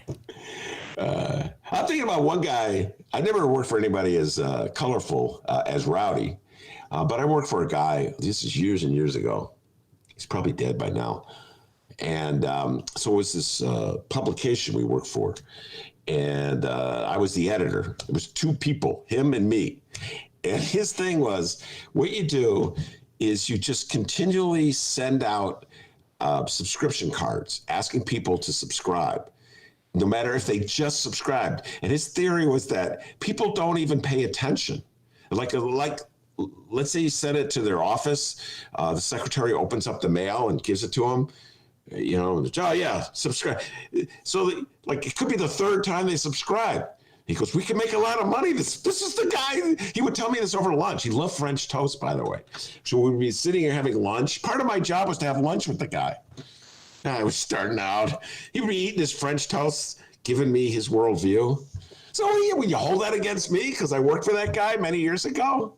So I can't be that way about Jen Psaki. You know, she probably thought it was a great job in 2006. She was working for Rahm. She called all her relatives, say, Mom, I got a job working for Rahm Emanuel. Oh, that's nice, honey. So anyway, centrists. You're always going to get ahead. That's why everybody's a centrist. Right, D? What's that? Yeah. Ben, the newsroom's flagging me down. We must have breaking news here. Hang tight. Let me run to the newsroom. This better be good. We are live. Hang tight, everybody. Hey, give me the story. Come on. You're embarrassing me. Oh, that's a good idea, actually. That is a good idea. Hey, Ben, what if we did like a subscription to the Ben Joravsky Show, monthly subscribers, huh? What do you think about that, huh? I think it's a great idea. Yeah. Just continually send out. Yeah. And then, next thing you know, someone subscribed like 3 times. We'll get all their money. We may go there anyway. Oh, that's a little foreshadowing. No, it's not. Like, we don't have any plans to do that. Oh, this is a great story. Uh-huh. Breaking news. Good job. And newsroom, apparently they're doing indoor dining this weekend. Oh, don't come in here next week. All right. They're doing indoor dining. Well, hey, they're opening up schools. Governor Pritzker says it's okay. Go ahead, knock yourself out, guys. All right, we have a few details on Governor Pritzker's COVID-19 press briefing. He delivered it at noon today. Here's the press release from the Pritzker administration. Building on the state's progress in administering the COVID-19 vaccine, Governor J.B. Pritzker announced that the state will move into the early stages of Phase 1B of the COVID-19 vaccine administration plan beginning Monday, January 25th. For those following at home, let's move your card there back to Phase 1B. While federal vaccine shipments to states remain limited, the state is aggressively building out provider capacity to ensure efficient distribution as soon as more vaccines become available. Illinois remains committed to distributing the vaccine in an equitable, accessible way, and as part of Phase 1B, all residents over the age of 65 and frontline essential workers can receive the vaccine. Illinois will begin vaccinating eligible residents by appointment only. Also, attention sports fans, working alongside the Department of Commerce and Economic Opportunity, the DCEO, and the Illinois State Board of Elections, the ISBE, the IDPH, oh boy, are you confused? I am. That's the Illinois Department of Health. Also announced sports guidance for all youth and adult recreational sports under Phase 4 of the Restore Illinois plan. Sports guidance under Phase 4 expands the level of play allowed for all sports to allow play at the intra-conference, region, or league levels. While regions in the state continue to move toward Phase 4 of the Restore Illinois plan, the risk of a resurgence, particularly with the new variants such as the UK variant, remains serious. The state urges all Illinois residents to continue following guidance aimed at reducing the spread of COVID-19, such as wearing a mask, reducing interactions outside the household, practicing social distancing, frequent hand washing, and receiving the COVID-19 vaccine when eligible. Forward, one step back. Hey, good news. We're going to open up restaurants. Uh-oh. There's a new strain. Look out. Hide. We actually have audio. We have audio here from the press conference. Let's go ahead and hear it. I believe this is Dr. Ezike. I hope that we'll all use the experience that we have garnered as we go forward so that we don't, in fact, see another surge and go back into higher levels of mitigation that would suspend these levels of play. Anything else you'd like to say, Doctor? I hear and I see and I feel the passion around youth sports. I take very seriously the value that recreational outlets offer the physical and the mental health of our children.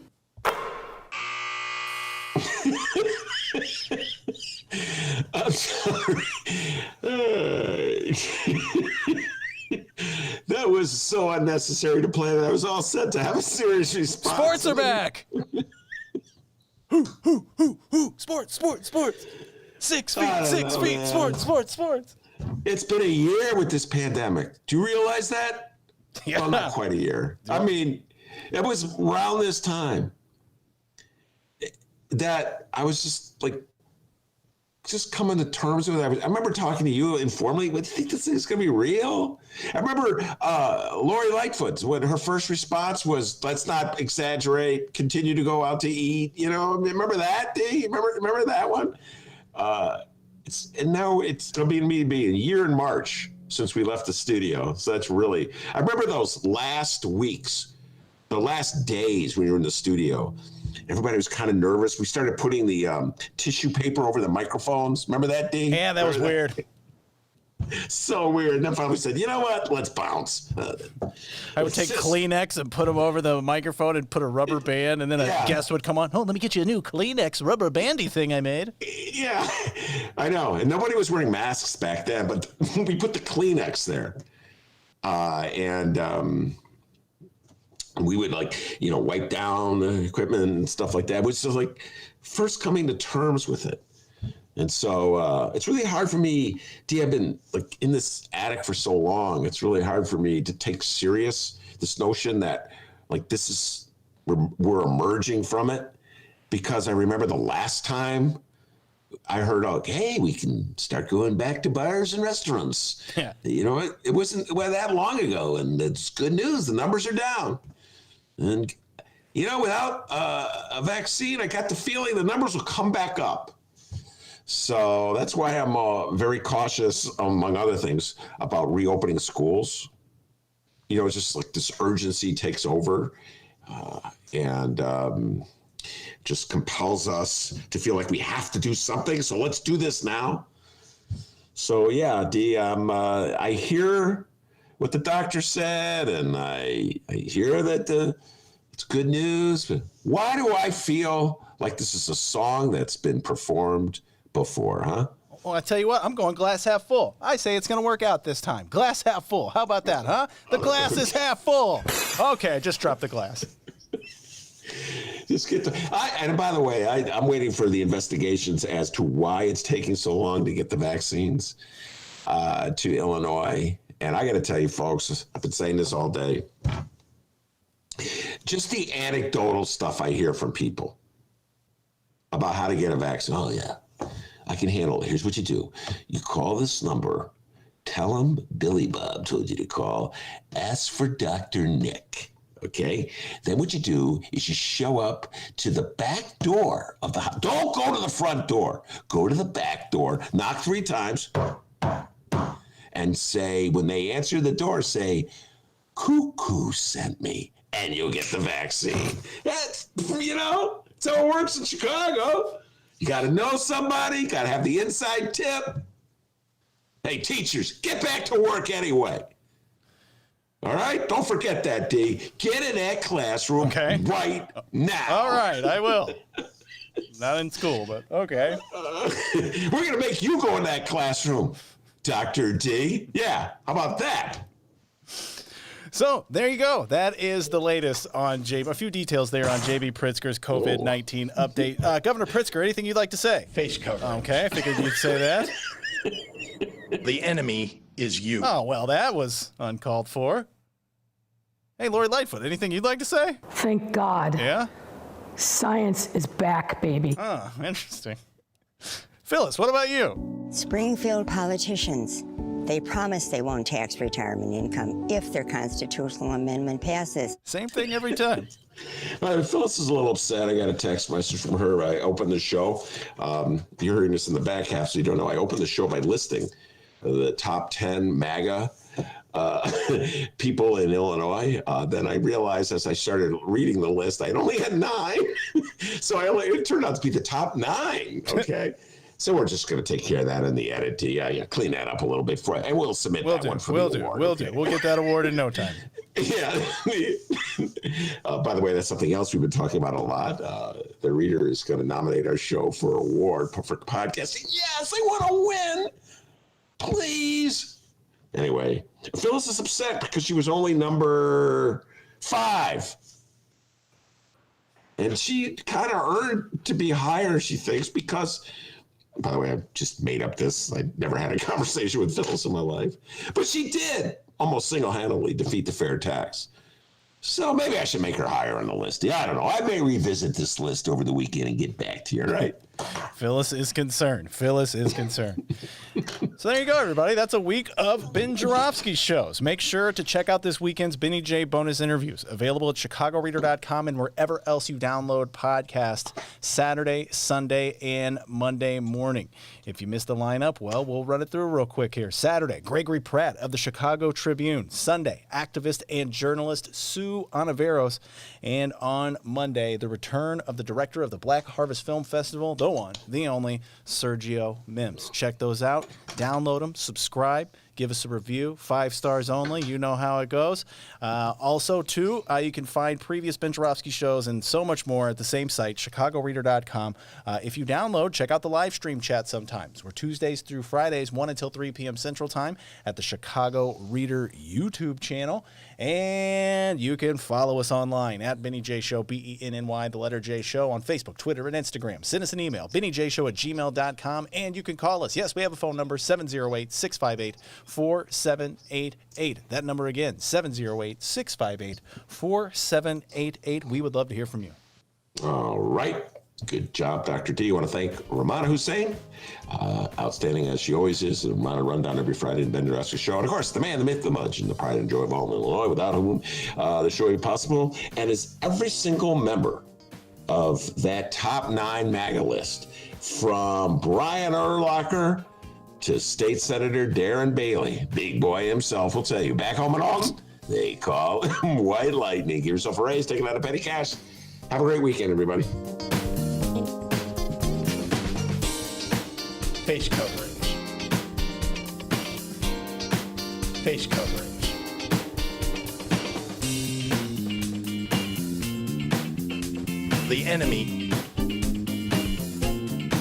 The enemy is you.